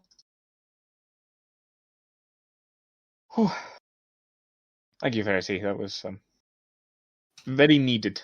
5 more minutes. So we're gonna tap Miss SM on the shoulder and be like, before we go in there, just out of curiosity, do you have any skills? Do you have any Not particularly. I'm trying to work out in character what class she'd be. If she's got magic user or if she's like a melee user. I'm trying to think of the best way to word it in character though. She's got a staff. Right? She has a staff, yeah. It's mainly a walking stick, really. But she doesn't need it. It's just kind of for show. Okay, I'm gonna ask Yeah. her. I'm gonna ask her if she casts magic. Do you cast magic? No, I don't think so. What are your abilities? How what can you do? Not much. I mean, if I get into a scrap, I'll scratch someone. Someone? I look down at her hands. Does she have talons or No, she's got fingernails like everybody else. I'm going to use the medallion and I'm going to do detect thoughts on her. Okay. That's great. In the chat. Oh Lord.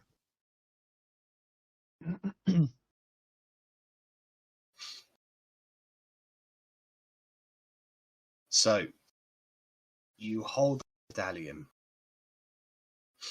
and you trace the signal the sigils that you needed to cast Detect Thoughts in front of her.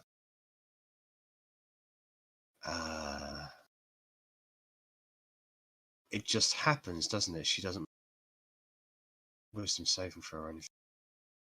No, it's when you probe is when the wisdom saving throw. Her surface thoughts at the moment is polite conversation and guiding.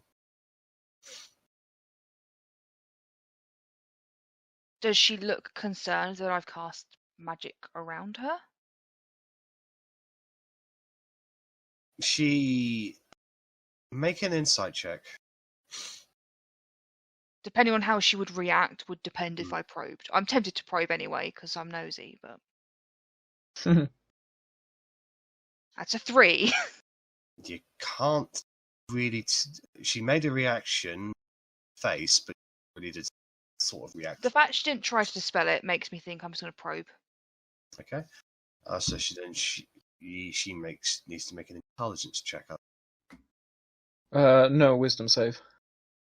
Wisdom save. Okay. As an action, you can shift your attention to another creature's thoughts or attempt to probe deeper into the same creature's mind. If you probe deeper, the target must make a wisdom saving throw. All right. So I'm not bullshitting, but I made a natural 20. He's lying. He's. I'll screenshot it and send it.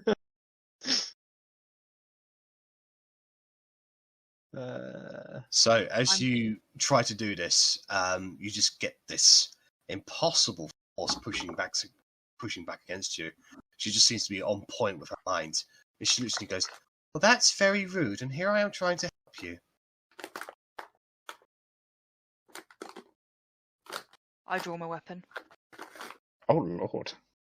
And she looks at you and goes, "Well, I guess my presence here is no longer needed."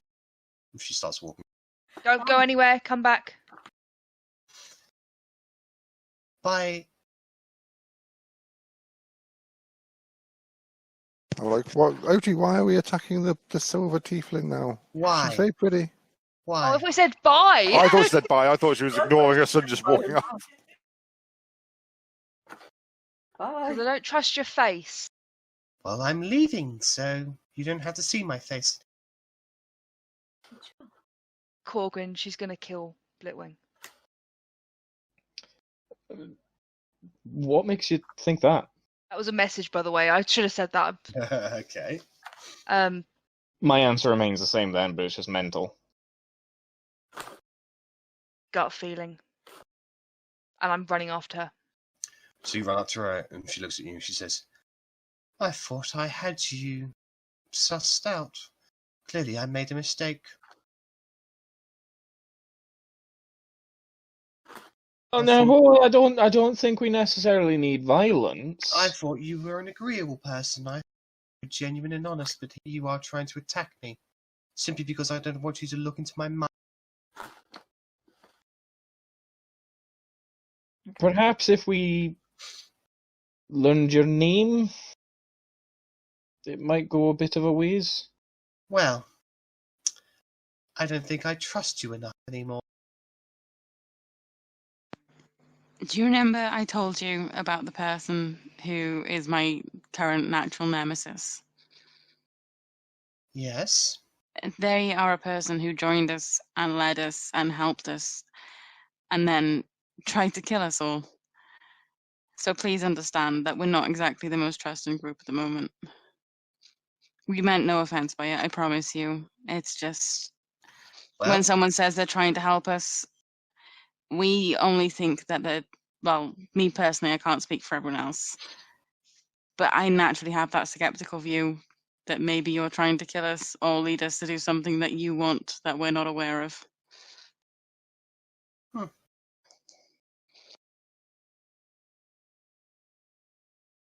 Well, offense has been taken.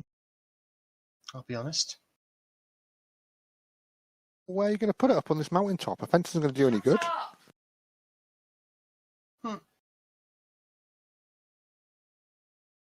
I'm sure you can understand our trepidation, though, no? Yes, well.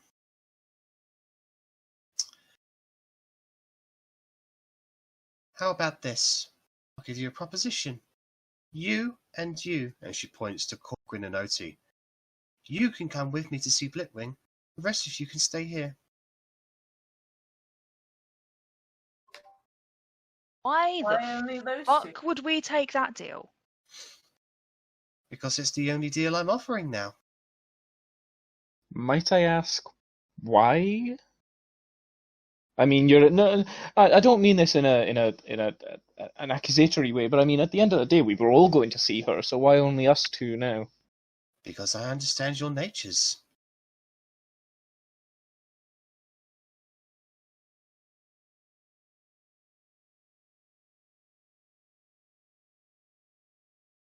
You've Hmm. you've shared a few words between all of us.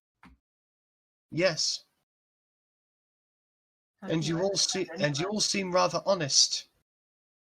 Well, the orc did, but now I see why I was mistaken.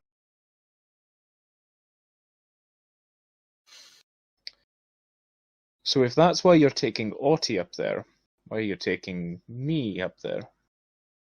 Because you don't share the same goals as those people. You come to take the horde, do you not?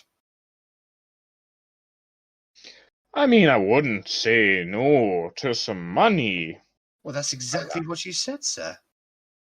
Exactly, but when I say that, I want to say an insight, but it just hasn't worked. I want to.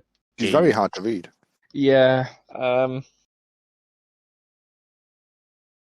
I mean, I did say that, but Well, if you don't want to come with me, I'm not going to force the issue. And if I guide you, I'm not going to force the issue.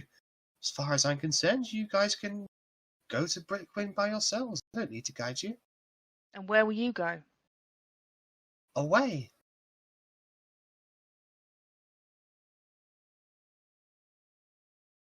See, here's the thing. I understand this mountain a lot better than you. I've been here for a while. Let's just say I know the shortcuts, and you lose sight on her.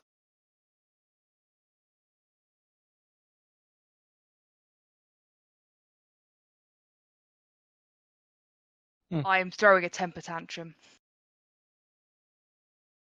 Swearing and cursing and throwing things into the distance where she went. Arri is terrified. She has never seen Otti this unhinged.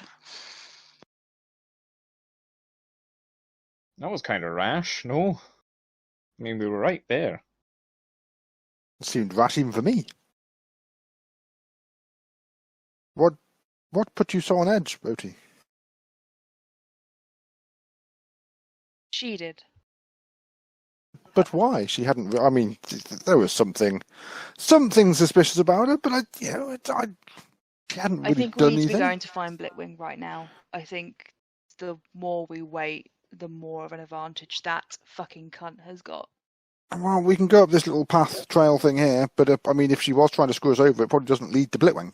Go But make a I guess we'll investigation find check, out. Harry. She has said that she's been in Blitwing's lair before. If she wanted to try and kill her, It looks like she was in that position, and now she's no. she would have.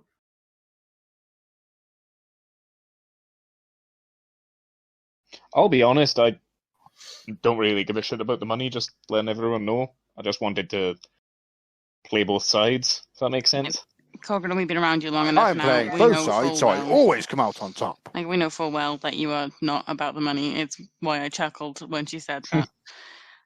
She is capable of magic, just to let you know. There was messaging going on. She did message me after Never would have guessed by the fact that she fucking disappeared from this spot without a trace. That's like... Thank you for the insight. I do that all the time. No, you're misunderstanding. That can be an ability. You can turn invisible because you're capable of turning invisible. That doesn't necessarily mean you've got innate magic capabilities. She can cast spells. There's a difference. Well, regardless, we need to get to Blitwing, like Otti said. I agree. Yeah, let's just go to Blitwing. If she has been in the lair, then Blitwing can maybe shed some light on this character. Agreed. Let's get moving. Hello. Okay. All right. Okay. So what pace are you going to be moving as you go up? How precarious is this path? It looks pretty solid. I'd be Medium happy with pace? I'd be happy with fast if we're trying to get there in a hurry. If Otti's, for some reason, it- sure, Blitwing's about to die from some silver tiefling. We Is it still still around raining? the thingy-majiggies that eat people, and Otti got devoured by No, last time. no, you've you've been able to avoid the base of the final peak. Okay. And is it still raining? It is raining out here, yes, but it looks like the peak itself goes above the final sets of clouds. Can we mind our footing and let's not go fast where it's possibly a slip? After that, I'm fine to go into a run, but we're pretty high up. There's a chance, you know. Just play it safe. Well, I mean, it's above the clouds apparently, so, and also we've, got the whole lightning threat. I agree to play it safe. Thank you. All right. So you guys begin making your way up the path, going at a fast pace. Is that right? Can I, unless anyone wants to just, say otherwise, but medium before the clouds, fast after the clouds, just because of the potential slip and slide. No problem at all. All right. So it takes you about an hour of climbing at a medium pace before eventually you go beyond the clouds itself. Now you see pretty much nothing but sky. The winds up here are like very, very intense, and it's quite cold as well. You can see that like snow icicles are beginning to on some of the rocks up here. Like it's just the wind itself is just like shiveringly cold. You continue on your way, now moving at a fast pace. You're going up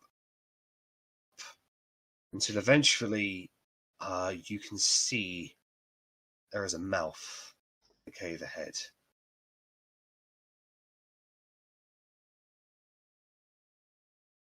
It's precarious. It's narrow, and there appears to be a sort of silver door there that open, like left open.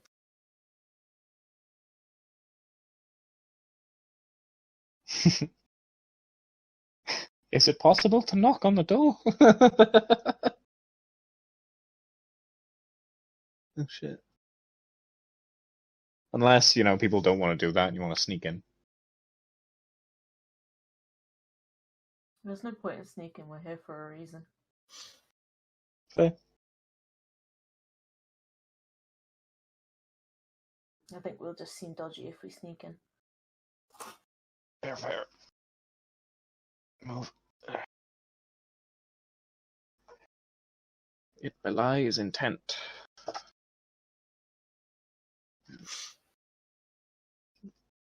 So you guys go ahead and move your.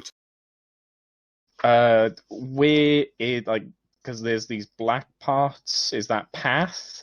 Are we inside a cave or? Hold on. Are we in snow and ice again? You're so high in the ground. You're so high above that. Basically, it's just so cold. The ice naturally falls. So we are in snow and ice then? Yeah. Cool. Back in my terrain, guys. Wait, it's still mountainous terrain, so It's still ice. Like the ice caves are still ice and mountainous. It's ice. You're pushing it. Ooh. Your favorite terrain is tundra, is that right? No, it's ice and snow. Which is tundra. I have descriptions like that. Again, I need my book. Typically, when I need my book the most. Yeah, we'll have a look at the bit later. But right now, ruling this area as mountainous. So okay, fine. Don't ask, don't get, I suppose.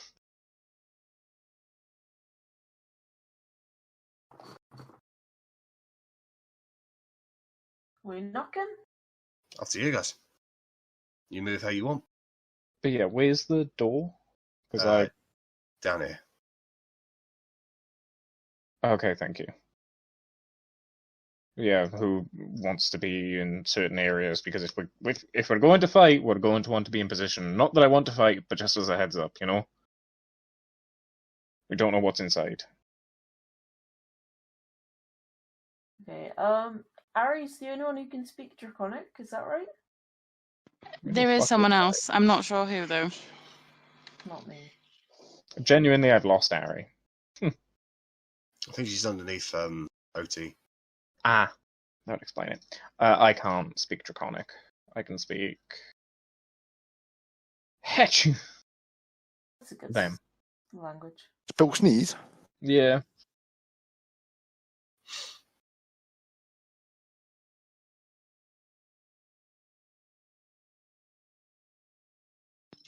It's called Arctic, by the way.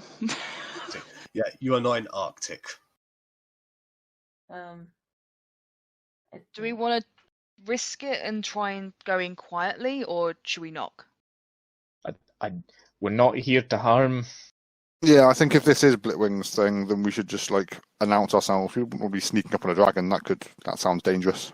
It also gives us it makes us seem dodgy. I think we should knock. I'm happy to go at the front as long as someone else who is a bit more perceptive than me is with me. I could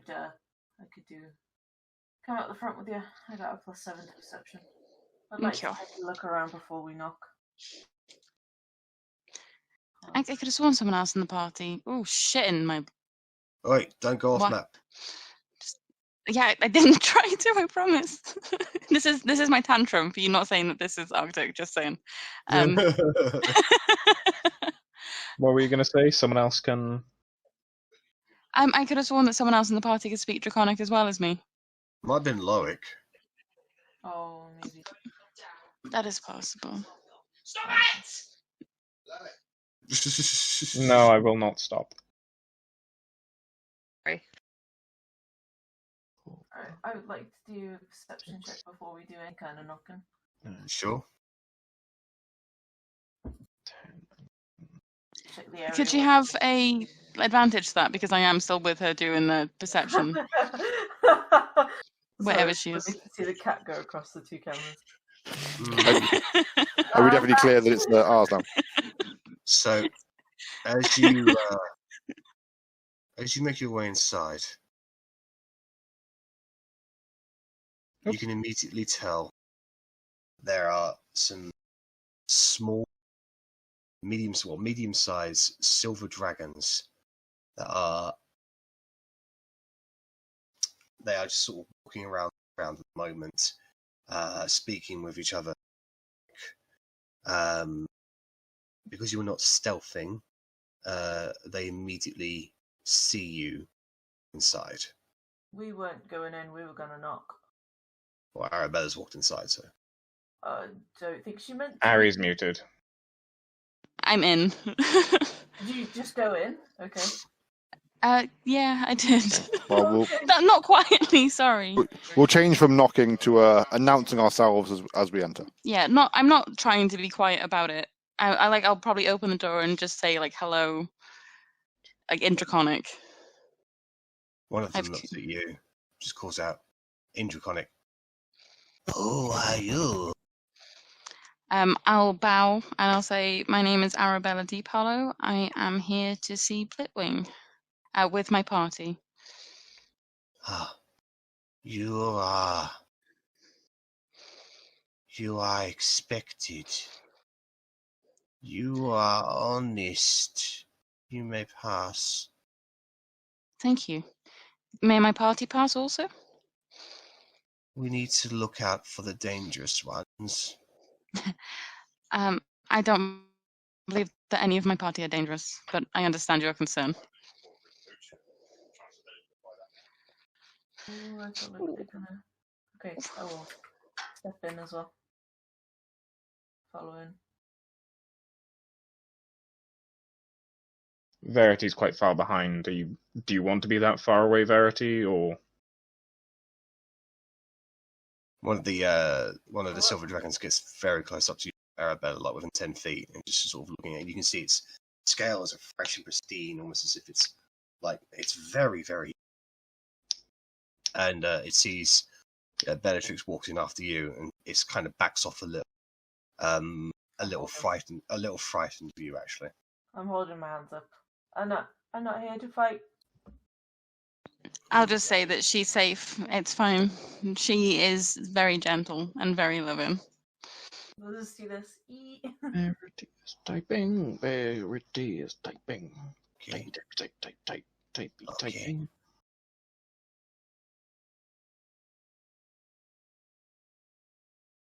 Mother is that way.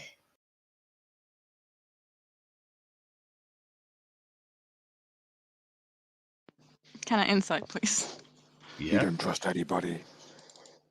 Like, it looks like that is literally the only way, but I'm still going to insight and fail. They are baby dragons. They probably don't even understand the concept of flying at them.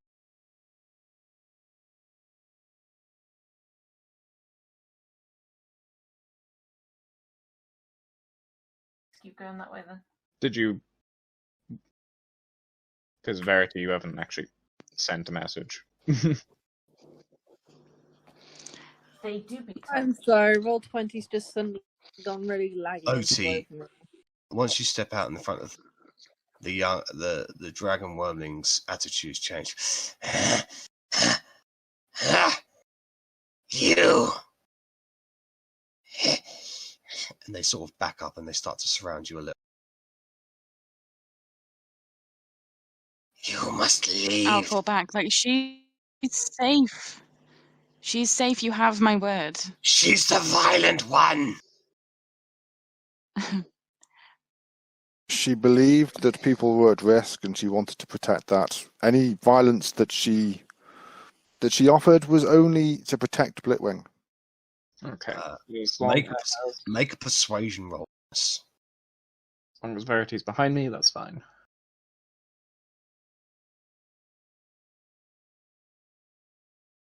Oh fuck! Nice, very nice. GG. Plus, plus ultra. Yeah. They back down a little. They say, but she said that she was coming to attack us. And that one there was coming to steal from us. That's what she said.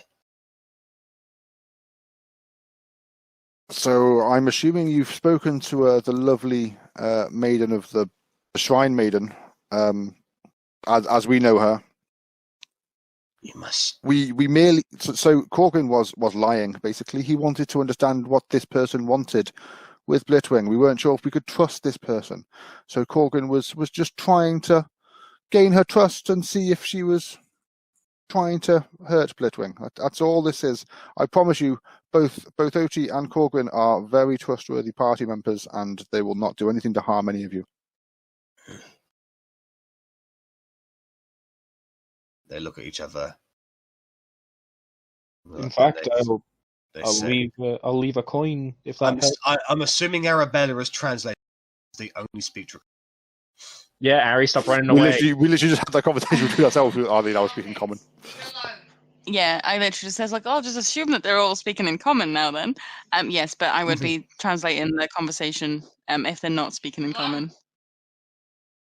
They will say, you should speak with Mother, but know that we are ready.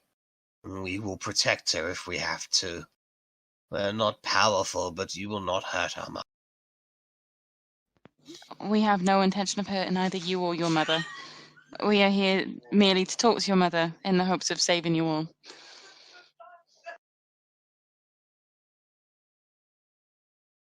Then you may go onwards. As a gesture of good faith, can I slowly reach into my bag and put down one gold coin in front of each of the dragons? Just, I wish not to take anything, only to bring safety. Gold is fine, but if you had a history book, we would prefer that. Do I have any history? Bookworm dragons. I don't think so, unless you count Kane's journals as history books. No, the only other one I was thinking of that could be given freely would be the Brine Dragon book, or one of the books we got from Brine. History of Brine, for example, but I don't think I have that personally. I believe somebody has the proud I history of may Otti. have that. I believe I have that. It is definitely in my journal. Yeah, like I've got them because I know I've read them, but Yeah, okay. One of us definitely has it. I would happily leave it for them if they would have any interest in reading the history of some local little tiny village. But... Oh no, they would very much like so. Silver, fascinated by history. Ooh. just if you wouldn't mind, Rennas, I know I'm asking you for a favour, but Anything for you, Mr. Korgrin, seeing right. as I, talk you out of getting your fucking throats cut, stealing their bloody treasure, you maniac.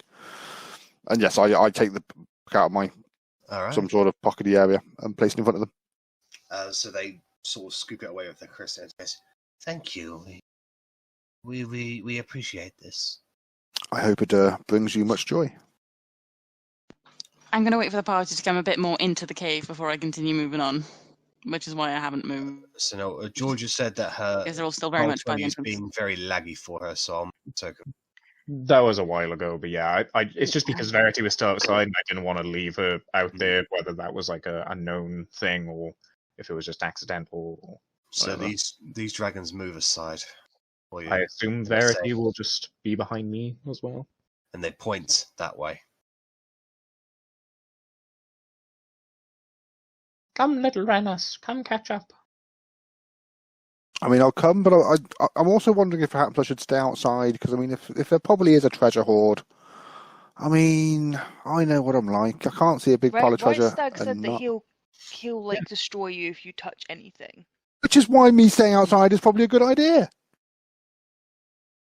I will follow. Good boy. What are you hiding, young dragon?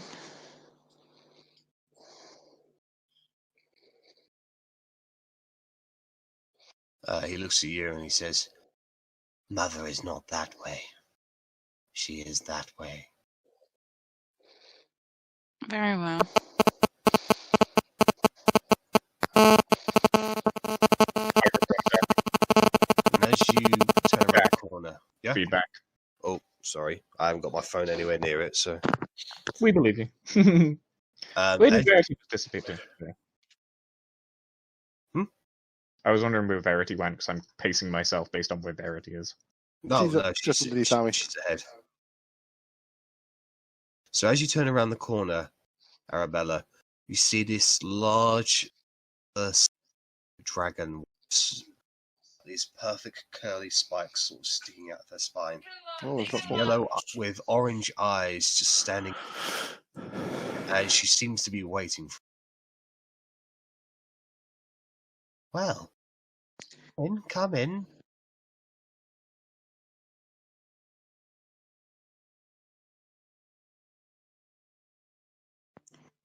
Blightwing, I presume? That would be a fair. What's the word I'm looking? Come on, people, move. I want to see the room. Assumption? Assumption. Yeah, that's assumption. That would be a fair assumption. I am Blightwing. I assume the Shrine Maiden got here before us, so I assume I don't need to tell you the phrase that I told her. No, you do not. Are either you the Shrine Maiden, or is she one of yours? Well, I'm able to take several forms. And the one who was walking with you this entire time was, in fact, me. And she begins to shift. And she turns into that silver you saw. Move. It's lovely to see you again, Shrine Maiden. Please call me Blightwing. Much easier to say than S&M. Or SM. Indeed. EW. So, you, and she points to Otti and Korgrin, are not welcome here. You, and you, and you, and you, she points to Arrabella, Bellatrix, Verity. I'm happy to have you here. You are honest. Bitwing, Otti and Korgrin are two of the most trustworthy people I have ever met in my life. Korgrin She tried especially, to attack me, sickeningly and so. She tried to attack me, and he tried to steal from. Please understand that Otti did not act in the best of judgment, but she was concerned that you were not who you appeared to be and that you were actually a threat to, ironically, yourself. Obviously, that's not right, but we didn't know that. Korgrin was merely trying to find out what it was you were after. Korgrin would never steal a thing from anyone. I am the thief, and Korgrin moans at me every time I steal anything. I appreciate your recommendations, but I saw with my own two eyes their actions and their words and their intentions. If I may speak for myself, Blitwing, if you wish, I can perform magic. It is just a simple truth spell. If that would ease any anxieties that you do have, but again, I just wasn't very comfortable with giving away such You say secret that information. you have been betrayed before. Aye. Well, the very secret phrase that was said to me out of the blue by people I did not know set off a lot of red flags with me, so I wanted to get the measure of who you were before I brought you here. I wanted to see that Reichstag had not been compromised, and that he was on it, and that you were being honest before I introduced you to my children. So you can excuse me if I was being a little bit careful. And please excuse us that we made a promise to Reichstag to come and make sure that you were okay. He's worried that people followed us from the capital and were coming to hurt you, which is why I got defensive, and I apologize for that. I was concerned. Like 12 hours, yeah, probably.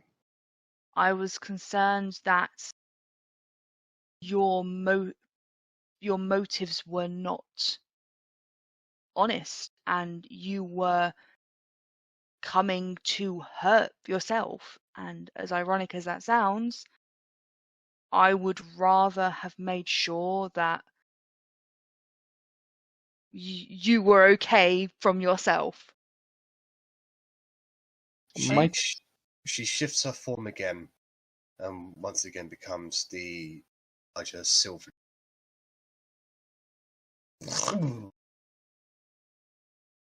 She stares at you, Otti, and she says, "Your intentions may have been pure, but I am very much a dragon who believes in first impressions. You violated your trust with me. I will permit you to stay, but others will talk. Same goes with you, dwarf." Understandable. At the end of the day, this is your home. However, I might ask one question of you. Have any of your children ever gone missing? Yes, they have.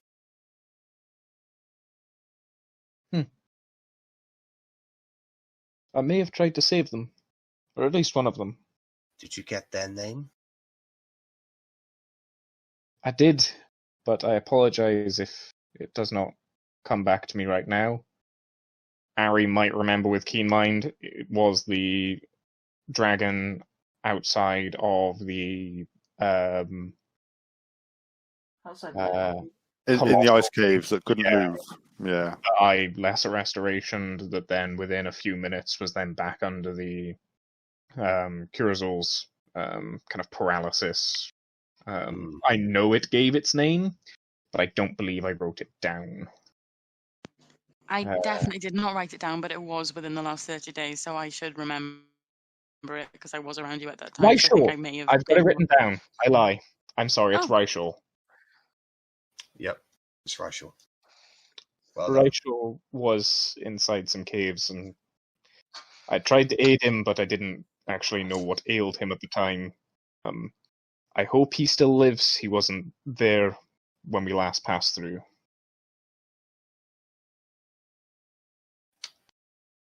Right, sure. It's a pain on my heart. He was so adamant, so courageous that he wanted to be like his father. He wanted to be brave. He wanted to be true. He wanted to help people. So much that he left underneath my notice before he was ready. I do not know what came of it. Well, he was in the ice caves. I don't know if you're aware. Set of caves outside of Jarstrakai, nearby the Frost Gates. I will be honest with you, he was not well. However, we did put an end to what was causing him to be unwell. There was a... what's the name of the... What was Kirazol again? He was an Aboleth. Thank you. And Aboleth had seized his mind. However, we did defeat the Aboleth. I did not see any sign of him afterwards, so I can only hope he made it out all right. Thank you for this news. If that might... It has improved my opinion if you... Unfortunately, the trust is still violated between you and me. Understandable. Just... So, as a son worrying about a mother, I can understand a mother's worry about a son. So, Miss Deep Hollow, Miss Fortis, Miss Deep Hollow, Mr. Genlar. I don't believe I told you my name. I mean, I just assumed it would be part of the chit Okay. chat. Oh, that's fine then. Yeah, okay. Why has Reichstag sent you to me? At this point, I'd look at Bella and Otti. I'm sat on the floor, like, 'cause I do like the little mouth zippy thing and just be like, throw away the key, and I'm just sitting on the floor.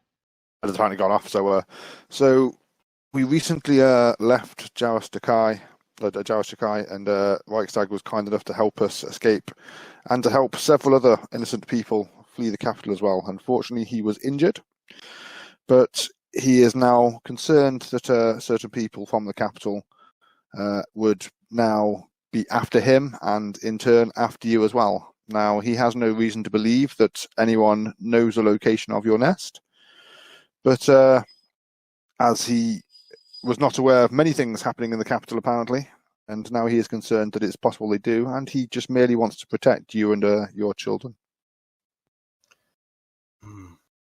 His position in the capital has been a privilege for us. If he's gone against the king, then it's most likely he would be deemed a traitor, and the ancient degrees protecting his lair be removed. So it is a prudent course that he would seek to have us change the lair. I believe you when you say this. He would not have told me praise, even threat of death, but he did send a message to me recently that You cut out after message. So you went silent there. he sent a message to me recently that his mind was corrupted, and I was concerned for his state of being.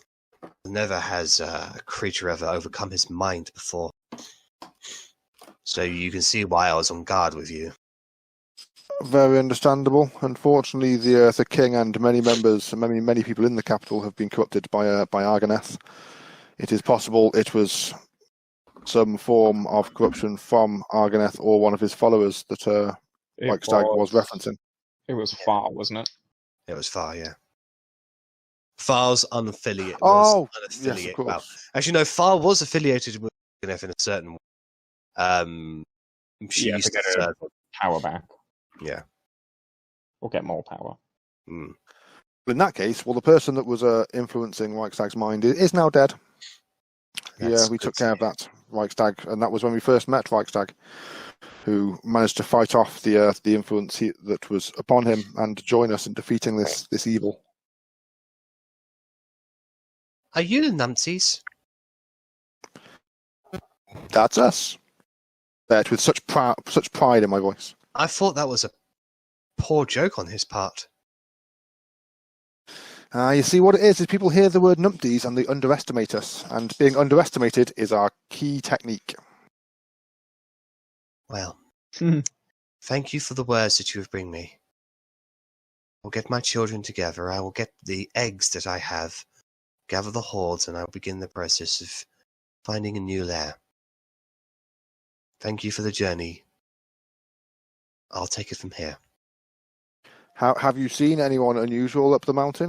Do you believe that anyone has been trying to reach you recently? No, you were the first humanoid creatures to be here in nearly 30 years. Well, that is good. We plan on heading back into the forest briefly and then to Maltokyo if you need us for anything. I hope you'll be able to reach us that way. We would obviously be honoured to help you as we have helped Reichstag, and he has helped us. I appreciate that. I'll certainly be very busy transitioning the lair. It's not an easy task. Many of my children cannot fly yet, and if they do fly, they're clumsy at best. But no, I shall. It can be done, and I shall send word to Reichstag as soon as where we'll be moving to. I have a few locations in mind. Reichstag is currently within. He is in a very safe protection. Her ears perk up. What was that? Some of the dragons start running in and goes, Mum! Mother! There's something at the caves! There's something at the caves! Did someone follow you here? Not that we saw. Can I suggest you bring all the children into this room, and we will go and meet whoever is coming in.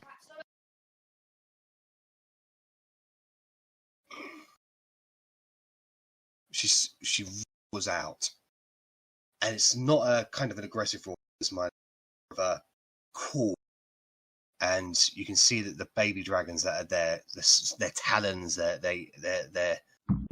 scales sort of react to it, and they immediately start rushing in towards her.